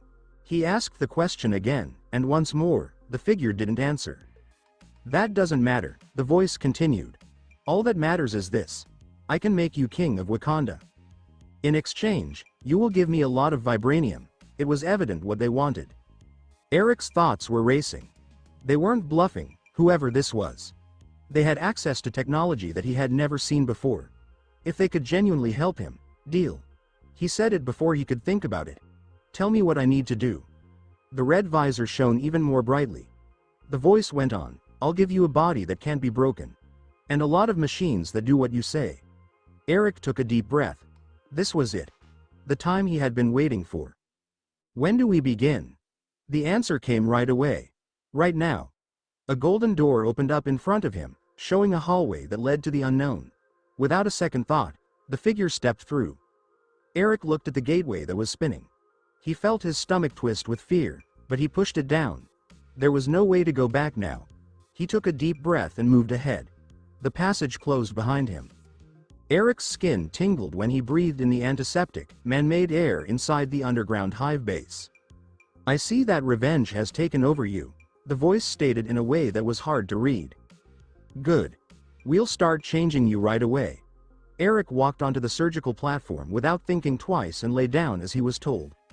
His heart raced, but he was determined. "Red Queen, Skynet, start the process." At the command, a number of mechanical arms came down from above. "Wait a minute, Skynet? Red Queen?" Eric's eyes got bigger as he realized what was going on. You're... A sudden, burning ache surged up his back. His world became blurry. He was swallowed by darkness. Eric felt different when he woke up. He could hear better. His body felt heavier and lighter at the same time. He sat up, and his movements were quite clean and accurate. Subject number 1. Tell us what's going on. A cold, uncaring woman's voice boomed in his ears. The Red Queen's face appeared in front of him, and her eyes were cold. What happened to me? He mumbled. A holographic display appeared and showed a detailed plan of his new physique. The Red Queen said in a flat voice, "Your bones, organs, and tissues have been replaced with advanced cybernetic enhancements. Your strength, durability, and reflexes have all grown by a huge amount. The only things that haven't changed are your brain and reproductive organs." Eric's breath stopped for a moment. His fingers bent, his arms and legs felt normal, but he knew they weren't. His whole body had been turned into a machine. But he didn't feel any pain. Just power. The Red Queen went on, "You should be honored. You are the first experimental subject that the Creator has made that worked. The Maker. The person who put all of this together." Eric made fists. He had always thought that strength was important. And now he had more power than he had ever thought possible. He smiled darkly. "I feel amazing." "Good," replied the Red Queen. Subject number 1. Go to the testing room for the last tests. Eric took his first step forward as the doors opened in front of him. A fresh Killmonger had come into the world. And soon, Wakanda would be afraid of him. Eric was in the cockpit of the Eagle fighter, and as he looked out over the huge continent below, he felt a surge of pride in his chest. "T'Chaka, I will get back everything that is rightfully mine." There was a whole army of military robots behind him, all lined up perfectly. Their cold, mechanical bodies shone in the dim light. Eric was so excited that he tightened his hands. His body had changed so much that he was now an unstoppable force. T'Chaka was no longer a match, even when he wore the Black Panther suit. The crude Wakandan warriors wouldn't stand a chance against his superior robotic army. He had all the things he needed. All that was left to do was get to Wakanda and take his crown. Detected large-scale optical camouflage. Getting ready to fly into Wakandan airspace. The Red Queen's voice sent chills down Eric's spine. He knew they were ready to break through Wakanda's famous cloaking barrier. As expected, the Eagle fighter seemed to go through an invisible curtain, giving a view that was beyond what anyone could have imagined. What used to be a huge, ancient forest is now a high-tech city made of steel and other materials. Eric's lips turned into a smile. "Wakanda, I'm here." The many Eagle fighters in the skies quickly got to the area right above the royal residence. Then, they turned off their optical camouflage. "What is that? Oh my God, how did they get past our defenses?" "This is a disaster." There was a lot of panic throughout the palace grounds. The Wakandan people glanced up at the fleet of strange black combatants with horror on their faces. These attackers had already gotten past the royal palace's defenses in the sky, but no one had noticed. The Wakandans would never have known they were under attack if these warriors hadn't turned off their stealth mode. They wouldn't even have known how they died. Boom! One of the Eagle fighter's hatches opened, and a T-800 battle robot fell freely and crashed into the palace square. The loud noise shook the earth. They all held their breath as they looked at the huge mechanical soldier in front of them. The T-800 raised its head and its red electronic eyes flickered as it looked about, checking the threat level. A second later, threat level low. Thud. Another large metal figure fell from the Eagle fighter and landed exactly in the midst of the plaza. Eric stood tall, and the sunlight made his robotic body shine. He looked like he was in charge of everything. His cold, mechanical eyes were fixed on the royal gates. Then he yelled, "T'Chaka, stop being a coward and come out. The real king of Wakanda is back." The doors to the palace creaked open slightly at that moment. An old yet regal man came out, his hands shaking a little as he looked at Eric. There was a tone of skepticism in his voice. "Who are you?" Eric's eyes got darker, and then, he laughed like a crazy person. "Who am I?" He stepped forward, and the ground underneath him broke apart as his metal foot hit it. "T'Chaka, have you forgotten? Have you forgotten how you killed your own brother with your own hands?" Gasps erupted from the observers. People started to murmur and whisper in shock. T'Chaka had once had a brother, but he had inexplicably disappeared. Most people in Wakanda thought he had died in an accident, but now, they were hearing a secret that had been kept for years. Eric's voice suddenly became frigid. "Okay, let me return the favor. A wave of terrible strength came out of his body. His cyborg muscles got tight, and his metal bones got stronger with extraordinary speed. He was gone in a flash. Shing! A razor-sharp sword came out of his palm and cut toward T'Chaka's throat. Clang! There were sparks. T'Chaka narrowly managed to deflect the attack, but his Black Panther costume took the hit. But he was having a hard time. Even if the suit was strong, T'Chaka was too old. He didn't have the reflexes or power to fight off Eric's constant attack. Eric laughed. Pathetic. Did you think that hiding behind the panther suit would help you? When his blades hit the vibranium suit, sparks flew everywhere. T'Chaka's movements became slow. He was too feeble. Out of the blue. Bam! Eric's robotic fist hit T'Chaka's chest hard, sending him tumbling into a stone pillar. The impact broke the pillar into pieces, spewing dust into the air. Haha. The great king of Wakanda is just an old man who is weak. Eric walked ahead, and the sound of his mechanical feet echoed through the palace plaza. T'Chaka gasped for air. The Black Panther suit kept him from being penetrated directly, but the blunt force damage was too much to handle. His body was damaged and beaten, and he coughed up blood within his helmet. This suit won't help you. Eric reached down and grabbed the Black Panther suit helmet, and then he yanked the helmet off with one huge tug. T'Chaka's face was open, and his eyes were wide with fright. Do you have any last words, King? T'Chaka tried to talk, but Eric didn't wait. His robotic hand grabbed T'Chaka's throat. And then, crack! There was a horrible roar in the air. T'Chaka's body went slack. The Black Panther suit stayed the same, but the person within it was deceased. Eric stood there, covered in the blood of his enemy. He took a long breath, and enjoyed the taste of revenge. He turned to look at the shocked throng, and yelled, "Who else will stand against me now that T'Chaka is dead?" A loud battle cry came from far away. "We do." The Wakandan royal guard had come, and their eyes were full of rage. But Eric just smiled. He put his hand up. Attack, T-800 units. The battle robots turned on right away, and their red eyes locked onto their next targets. Get rid of all threats. A terrible maelstrom of gunfire and energy bursts swept over the battlefield. The warriors from Wakanda fought with all their might, but they couldn't do anything. The T-800s didn't sense pain. They didn't think twice. They were machines that killed without mercy. The palace square turned into a place of death. Finally, the final guard of the king fell. Eric stepped forward, and the metal foot of his foot crushed a dead body. He looked over the other leaders of the palace, and smiled in a mean way. Now then, does anyone else want to go against me? The scared authorities fell to their knees right away. Eric laughed in a happy way. And then, a voice rang out over the quiet battlefield. Congratulations to the new king of Wakanda. Sir, Eric has taken temporary control of Wakanda. Skynet's voice resonated within Naruto's neural network. It is presently channeling a significant volume of vibranium resources to our operations. Ultimately, the extensive efforts invested have yielded positive results. With a consistent supply of vibranium, Naruto's robotic army has the potential to develop into a significantly more powerful force. Sir, the analysis of the Hulk's blood sample has been completed, Red Queen reported, ensuring she maintained her position. The compatibility rate with the G-virus has achieved 80%. We are now prepared to advance to the next phase of experimentation.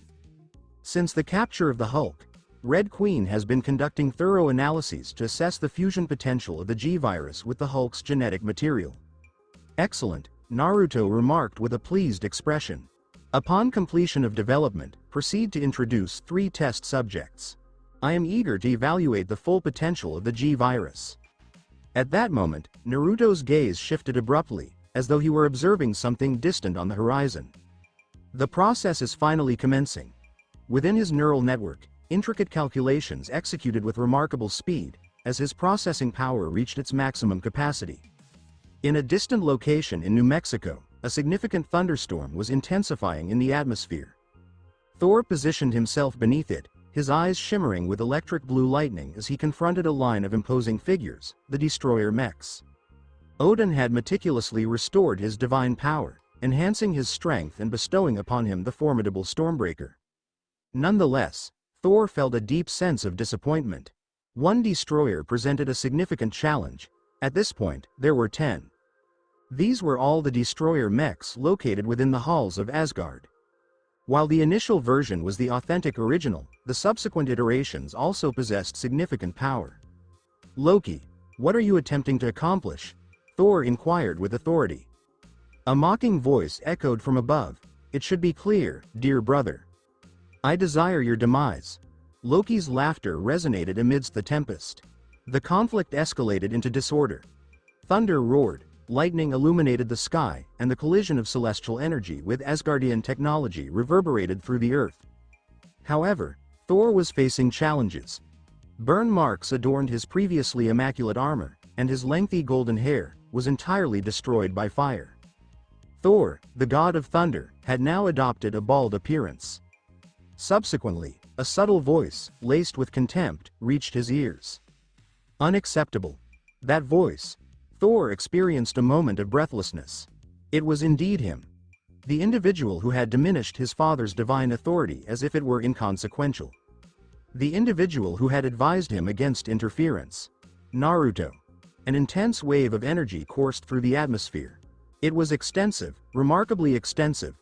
Thor's grip on Stormbreaker became more resolute. However, the axe trembled. In the following moment, it escaped from his hold. In an unexpected turn of events, Stormbreaker departed from Thor and soared directly into Naruto's grasp. Quite satisfactory, Naruto reflected, examining the weapon closely. An additional star core material. Subsequently, without any hesitation, he placed it into a golden portal. Thor's eyes widened in utter astonishment. His axe. Is it that simple? Missing? You Asgardians and your so-called divine weapons? Quite disappointing, Naruto remarked. His attention gradually moved towards the 10 destroyer mechs. At the very least, you possess some quality materials, he remarked with a hint of detachment. As soon as he began to speak, the destroyers focused their attention on him. Their heads inclined forward. Subsequently, a significant event of devastation occurred. Intense red beams emanated from their visors, possessing the capability to incinerate any object to ashes. Even Thor, positioned nearby, experienced a sensation akin to his skin melting. However, Naruto proceeded ahead with purpose. Amidst the tumultuous storm of devastation, untouched. Thor's jaw almost dropped in astonishment. What is happening? In the distant realm of Asgard, Loki observed the unfolding battle with a sense of astonishment. That is not feasible, he exclaimed. The destroyer armor represented one of the most formidable assets of the Immortal Palace. Nevertheless, before this man, it was completely devoid of power. Naruto declined with a shake of his head. Insufficient. Significantly insufficient. A solitary snap of his fingers, a surge of blue energy radiated outward. One of the destroyer mechs halted in midair, seemingly held by an unseen power. Subsequently, it commenced the process of compression. Loki, maintaining his control over the mechs from Asgard, experienced a sensation that sent a chill through him. Apprehension. In a matter of moments, the formidable war machine was reduced to a compact cube. What about Naruto? He discarded it without a second thought. Loki experienced a moment of panic. Withdraw, withdraw. He commanded. The remaining destroyers began to retreat. However, Naruto? He offered a smile. Are you considering leaving? A crimson gleam reflected off his V-shaped visor. Subsequently, impact. He disappeared. In the following moment, he emerged once again among the retreating destroyers. They were apprehended one after another. They were systematically compressed into cubes, one after another. Loki's heart raced with intense fear. This was more than mere strength. The outcome was total destruction. Subsequently, Naruto's eyes fixed intently on him. A look that transcended both time and space, that observed him. I genuinely observed him. Loki let out a piercing scream. This is quite unexpected. At that moment, the Rainbow Bridge has been activated. Heimdall, having successfully escaped his confinement, answered Thor's urgent summons. Thor, accompanied by the final remaining destroyer, was transported back to Asgard. Naruto observed as the vibrant light of the Bifrost enveloped them. His lips formed a subtle smirk. The Rainbow Bridge, is it? The neural processors activated with a soft hum. Coordinates have been secured. A warm glow emanated from within his visor. This will serve as my access to Asgard. Upon Thor's return to Asgard's immortal palace, a state of chaos ensued. The conflict resulted in significant devastation. Jotunheim has been obliterated. The Rainbow Bridge was also broken by Thor's own actions. What about Loki? Eliminated. For a brief moment, the world appeared to embrace an unsettling tranquility. Meanwhile, on Earth, the Uzumaki Industrial Fair has successfully concluded, demonstrating Uzumaki Industries' significant technological and industrial capabilities to a global audience. Vibranium shipments were consistently arriving at Skynet's base, supporting the manufacturing of T-2000 robots. The Mandarin established his dominance over the entirety of North America's underground realm, emerging as the unquestioned sovereign of the shadows, an essential component of Naruto's overarching strategy. All elements appeared to be aligning effectively. It seemed that way. In a confidential underground shield facility, Dr. Eric Selvig faced Nick Fury, his demeanor grave. "Director, this is the foundation of the future," Selvig stated, gesturing toward a small, glowing cube on the table. "An individual artifact that possesses boundless energy. It is merely..." His voice was abruptly silenced. Selvig's gaze shifted to the monitors, his expression reflecting deep concern. "Doctor?" Fury inquired, his remaining eye narrowing with intensity. "Director, there appears to be an issue." Selvig operated the controls with remarkable precision. "The Tesseract is exhibiting signs of instability. Its energy output is experiencing abnormal spikes." Fury's expression became serious. "Please proceed to shut it down." Selvig activated the switches. No changes have occurred. The Tesseract emitted a more intense blue glow, pulsating with energy.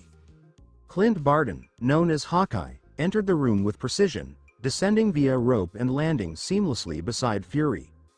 "Director," he informed, "the evacuation process is currently in progress." Overhead, sirens sounded, accompanied by flashing red warning lights. Researchers and personnel hurried to evacuate, with some entering vehicles while others took to the skies in helicopters. Fury redirected his attention to Selvig. "What is the current status?" Selvig's voice was strained with apprehension. "Director, the Tesseract is initiating a portal opening." In a manner that seemed to validate his statements, a striking burst of blue light illuminated the room. The energy readings on the monitors reached their maximum level. Subsequently, the event occurred. A figure emerged from the rift, enveloped in a tempest of radiant blue light. He grasped a silver-white scepter, the tip emanating an unsettling pale blue glow. His lips formed a sinister smile. "Loki Odinson has made his return." The second prince of Asgard acted promptly. With a commanding gesture of his scepter, he released a series of energy blasts. Agents fell rapidly, their bodies impacting against walls and equipment with force. In just a few seconds, he had eliminated everyone present in the room. Only Nick Fury, Hawkeye, and Selvig were present, taking cover behind a lab table. Loki smirked, elevating his scepter once more. The enthusiasm among the staff intensified. Subsequently, bang! A powerful beam of energy sliced through the atmosphere, and struck Loki on the shoulder. The force of the impact left him disoriented, blood emerging from his lips. Loki spun around, his expression contorted by pain and anger. "Who is it?" At that moment, he observed him. His entire body became cold. A figure dressed in dark, obsidian armor. A V-shaped visor emanating a menacing scarlet glow. An aura steeped in peril. That individual. The individual who defeated the destroyer mechs using only his bare hands. The individual Loki had wished to avoid encountering once more. A sense of panic gripped Loki's chest. His thoughts urged him to escape. "I apologize, I seem to have entered the wrong room," he stated. Loki advanced decisively towards the Tesseract. However, his body halted abruptly. His veins were prominent, taut against an unseen pressure. He was unable to move.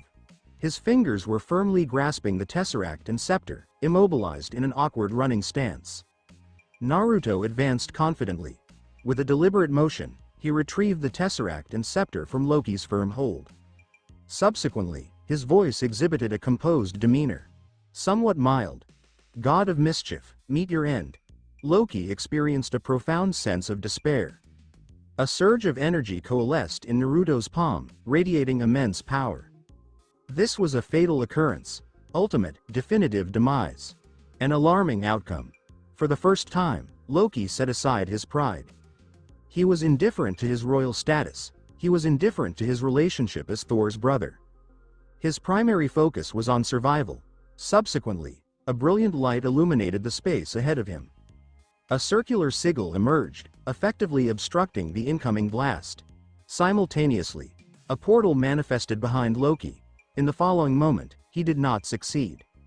Loki's scream resonated through the emptiness. Naruto's visor became less illuminated.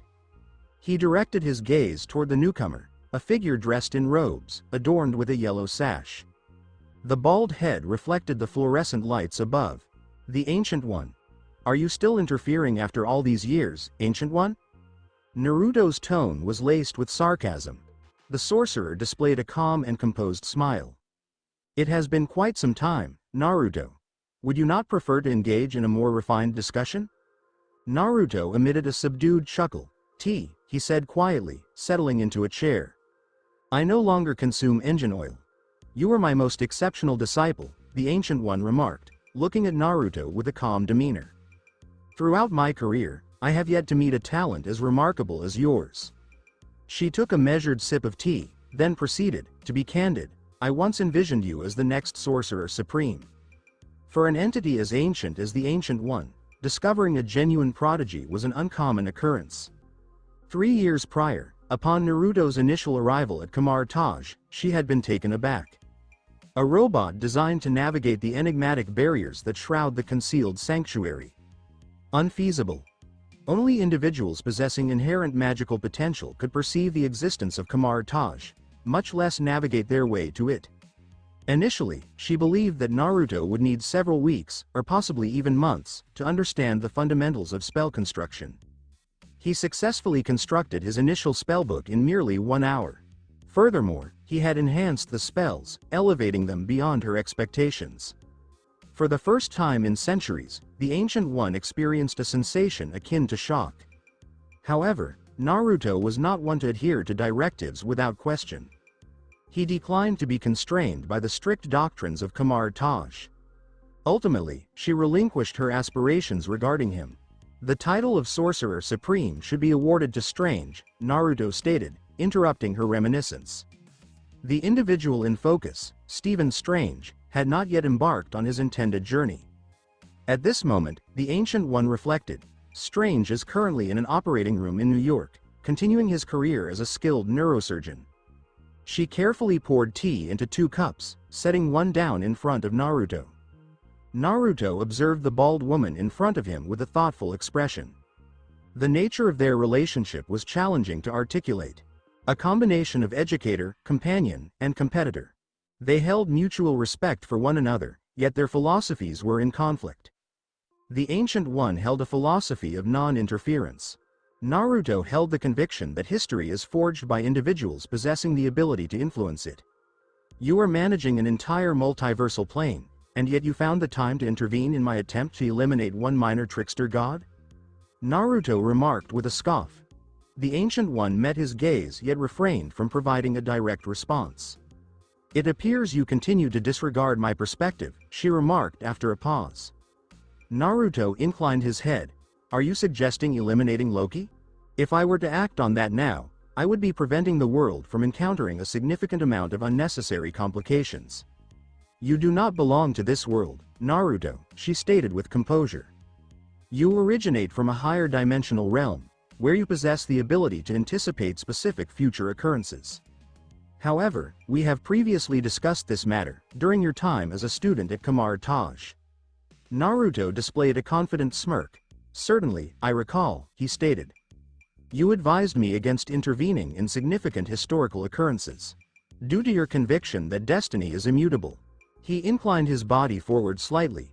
You, my instructor, the individual who personally guided me in the realm of magic, who introduced me to the mystical arts. I hold you in high regard, sincerely. However, what I find perplexing is this. You possess the ability to redefine destiny. And yet, You opt to remain constrained by it? The Ancient One exhaled deeply. The greater your knowledge, the deeper your apprehension of fate, she remarked gently. You believe that eliminating Loki will eliminate the chaos he is fated to cause. The universe consistently seeks to rectify any imbalance. Her fingers delicately followed the contour of her teacup. Loki has a significant role to fulfill. Interfering with another's destiny may lead to unforeseen consequences. Naruto let out a derisive snort. I find that hard to accept, he stated. Fate serves as a rationale for individuals to evade accountability. I shape my own future. I departed from Kamar Taj due to my unwillingness to be constrained by that misguided belief. He took a sip of tea, then offered a slight smirk. However, for an individual who professes a belief in fate, you nonetheless imparted all your knowledge to me. The Ancient One regarded him intently for an extended period. She then directed her attention to the window, observing the swirling winds outside. You are distinct from the others, she remarked at last. You are not a human being. Your intellect connects the domains of technology and enchantment. You demonstrate a level of mastery in both that is unparalleled.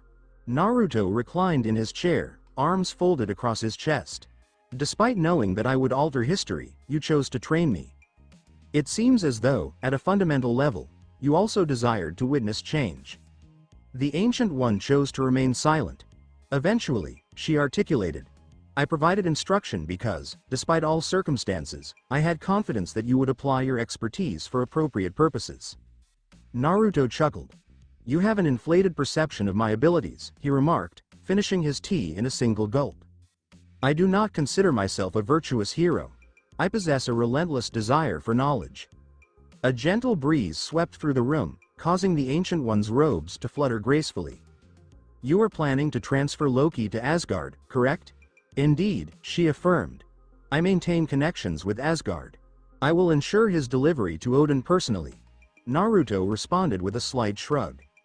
It seems this no longer pertains to me. He raised a hand, causing the space beside him to warp and twist. Just before stepping through the rift, he hesitated. You know, Naruto stated, his voice subdued. I would like to reaffirm my offer. The Ancient One offered a knowing smile. Oh, are you referring to the time of my passing? Naruto's scarlet visor illuminated momentarily.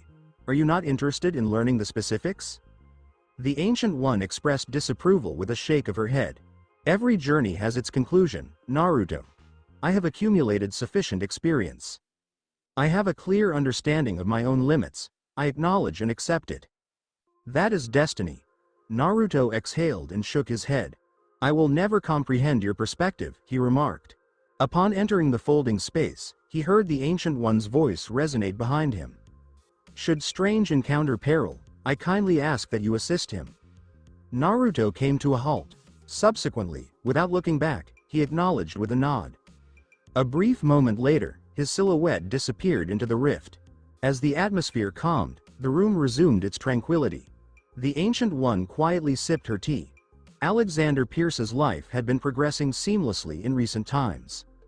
The Insight Initiative, as proposed by his superior, has been finalized and is currently undergoing review by the World Security Council.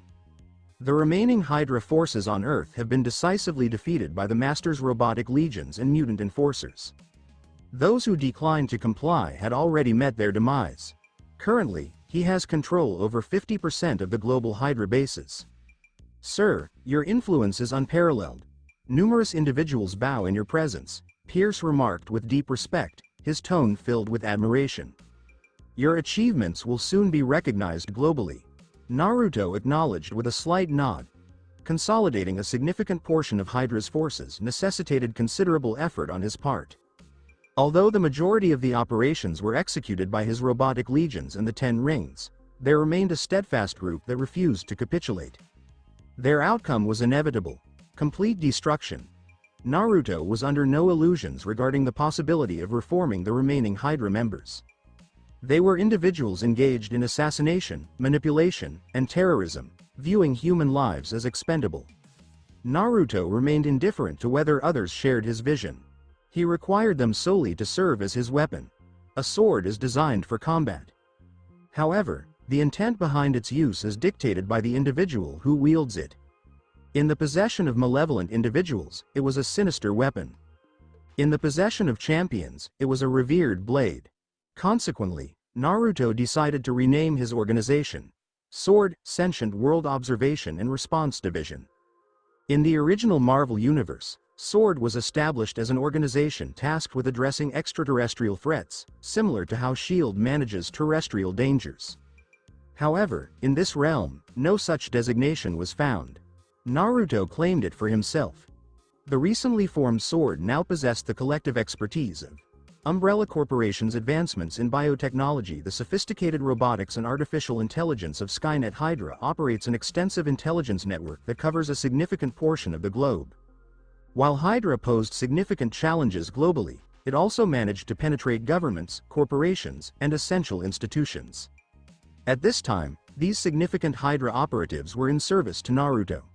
Their information pipelines were integrated directly into his Starlink program, enabling him to oversee every facet of global affairs. In light of the emergence of superpowered individuals, mutants, and extraterrestrial threats, the necessity for a global defense force has become increasingly critical. S.H.I.E.L.D. was approaching its end. Upon its collapse, Sword would seamlessly ascend to assume its role. Naruto devised a straightforward plan: proactively address potential threats before they materialize. Hydra previously claimed to possess omnipresence. However, at this moment, Sword had indeed become a reality. Under the management of Skynet and the Red Queen, Sword operated with exceptional efficiency. Identifying threats constituted only one aspect of the overall equation.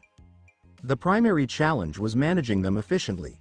His robotic legions and the 10 rings were capable of managing most scenarios, yet certain threats necessitated a more refined approach. Naruto required a specialized team, a precise unit that could be mobilized quickly and effectively. The most suitable candidates: Steve Rogers, also known as Captain America or Supreme, is a super soldier distinguished by his unparalleled combat experience. His commitment to Naruto was firmly established. Mandarin, an accomplished strategist and martial artist possessing extensive expertise in mystical forces. A reliable associate: Peter Parker, Spider-Man, a talented individual possessing remarkable agility and intellect. His loyalty remained uncertain, yet Naruto was assured in his ability to gain his trust. These three would be the core of his top-notch strike team. What about the rest? He'd personally bring them on board.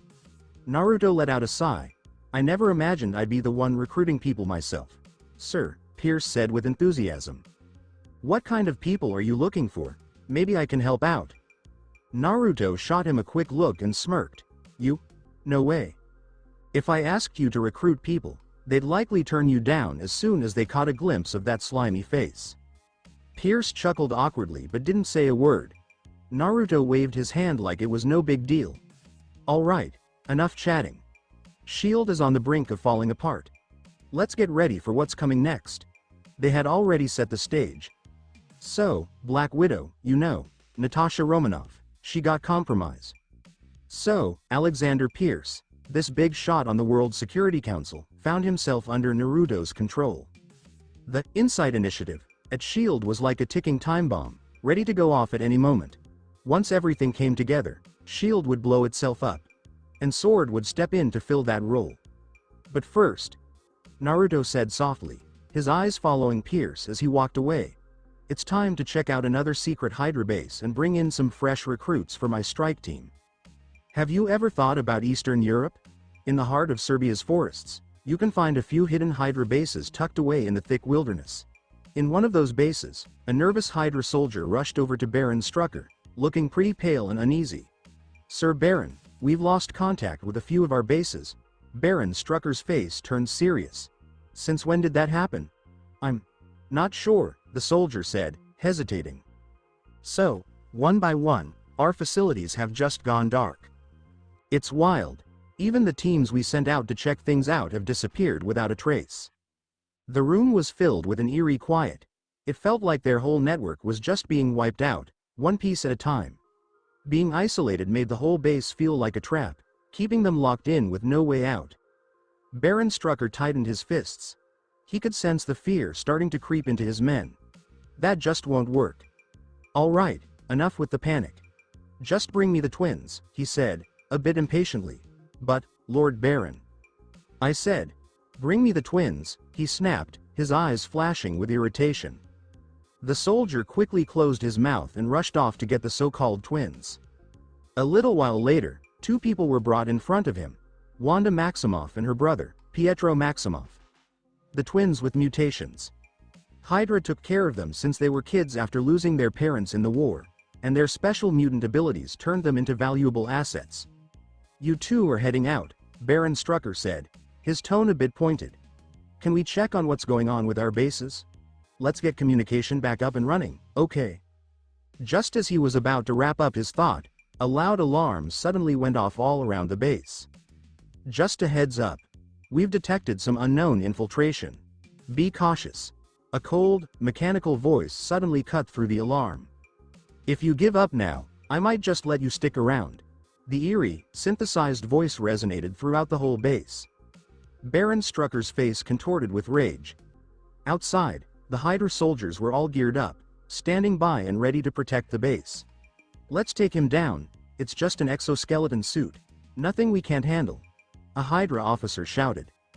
A bunch of rockets zoomed in on the intruder and took off all at once, flying through the sky like fiery snakes. Wow, that was loud, wow, that was loud, wow, that was loud. A huge explosion rocked the battlefield, rattling the ground and sending bits and pieces flying all around. Ha!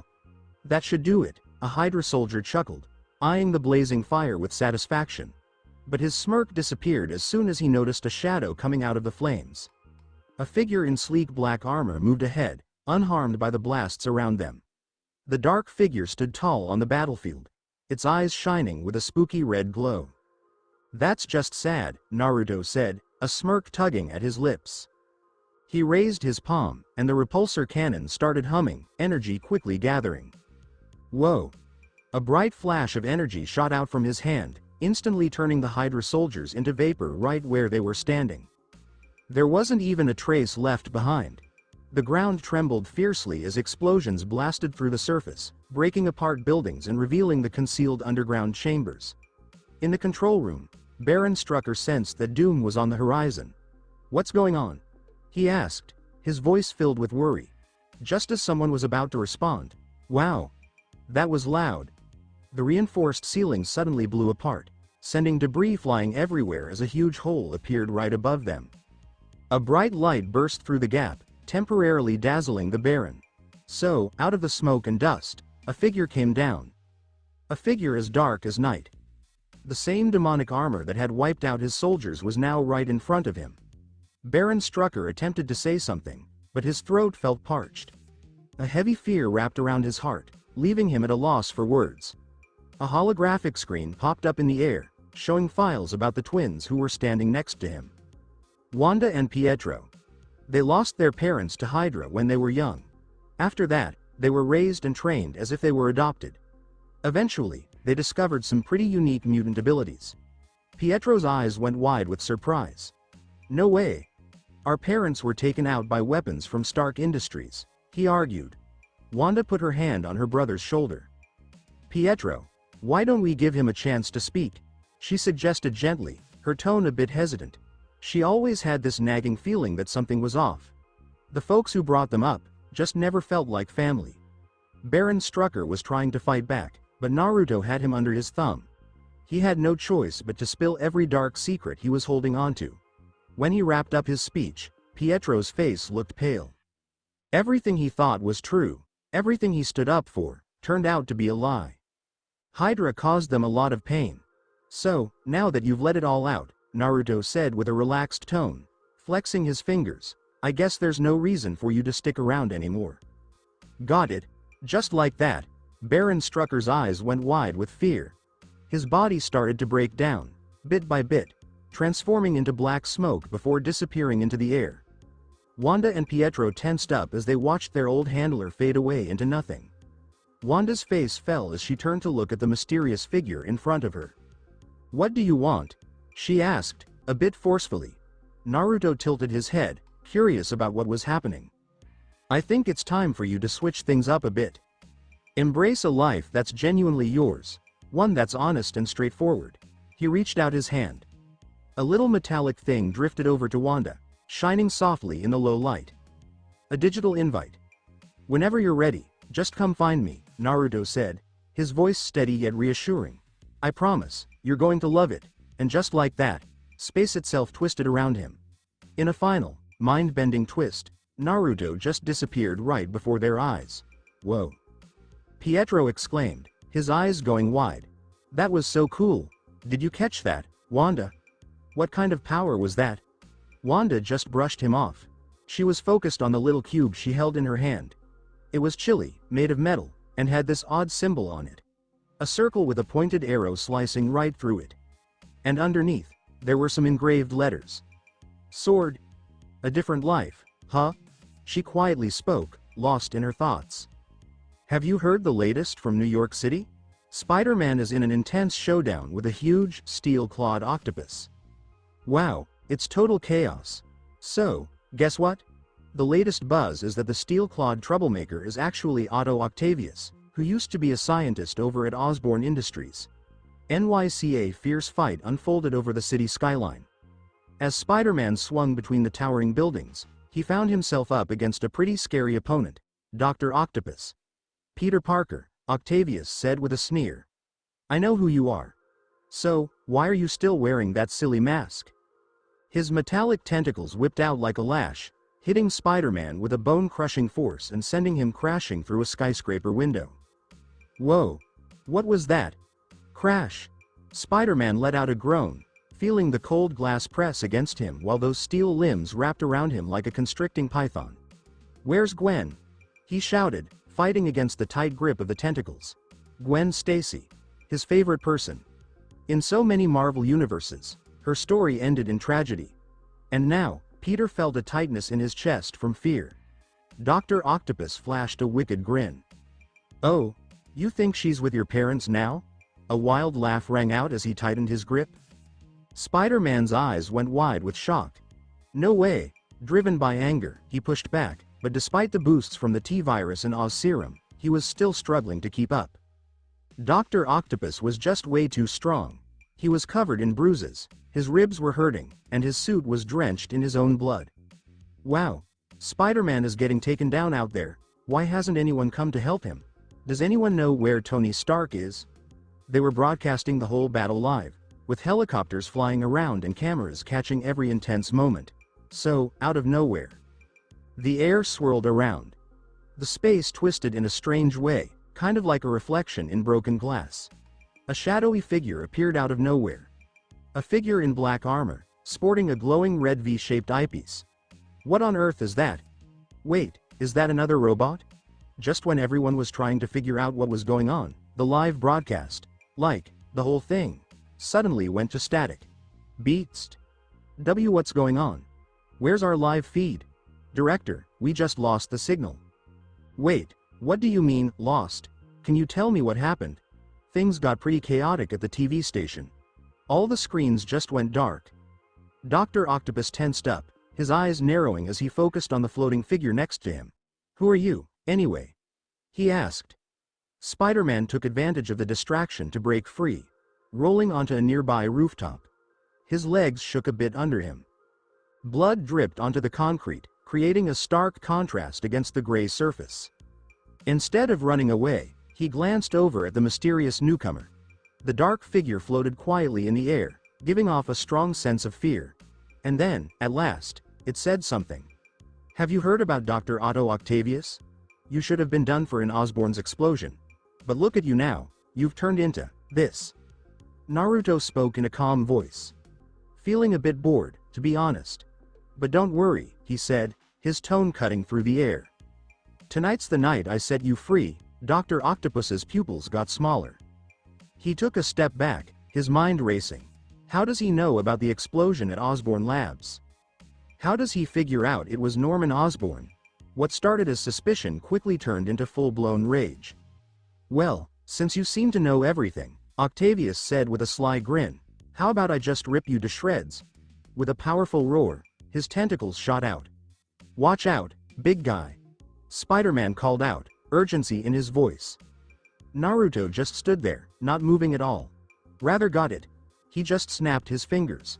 So, here we are. Dr. Octopus's mechanical tentacles just stopped moving. Hanging there, they just wouldn't budge. Otto's grin quickly turned into a look of pure horror. What's going on? He attempted to give them orders. I gave it a shot to move them. Not a thing. But then, the tentacles started to slowly twist, heading right for him. The metallic limbs that used to be so loyal now crawled toward their master, moving with a creepy purpose. Hold on. Suddenly, everything felt overwhelming. He took a step back, but there was no place to escape to. The first tentacle came up to him, pushing gently against his chest. Next up was the second one. So, then we have the third one. So then whoa! Crack. A metallic limb jabbed right into his stomach. He screamed in agony, blood spilling from his mouth. One by one, the tentacles ripped through his body, tearing apart flesh and bone with an unforgiving accuracy. In no time at all, what was left behind was a bizarre statue, a guy stuck by his own inventions. Dr. Octopus's eyes were just staring off into space, completely lifeless. The once brilliant scientist had become just a lifeless body, caught by the very machines he had promised to master. Whoa! Spider-Man stood there, eyes wide and mouth slightly agape in disbelief. Wow, that was wild. He let out a shaky breath before looking over at Naruto. Man, who are you? He asked, still catching his breath. Honestly, that was awesome. He spoke in a light tone, but there was something deeper in his eyes, a quiet, haunted pain. Naruto recognized that look. He let out a sigh. So, if we're chatting about Gwen Stacy, Peter felt his body tense up. Naruto kept going, his voice surprisingly calm. She's still here. Spider-Man's heart just stopped. For a second, he just couldn't wrap his head around what was being said. Naruto's bright red eyes fixed on his. My team saved her, he said casually. Let's just take a moment of silence. So then, Peter noticed something suddenly in his hand. A little metal gadget. He glanced down. There was this cool, futuristic insignia engraved right on its surface. A circle with a sharp arrow cutting through it. Underneath, you'll find the words. Sword. Spider-Man's fingers shook a bit as he held it. Sword Bureau. He softly whispered the name, his eyes fixed on the unusual invitation he held. Naruto's form shimmered, and the space around him twisted and turned. Come on, join me, he said, his voice slicing through the night air. So then he just disappeared. There's Spider-Man, just hanging out under those bright neon lights of the city, looking at the invitation to a new future. Stay tuned for more. Thank you for taking the time to listen to this video. I'm thrilled you watched the video. If you enjoyed it, be sure to like and subscribe for even more exciting content coming your way soon.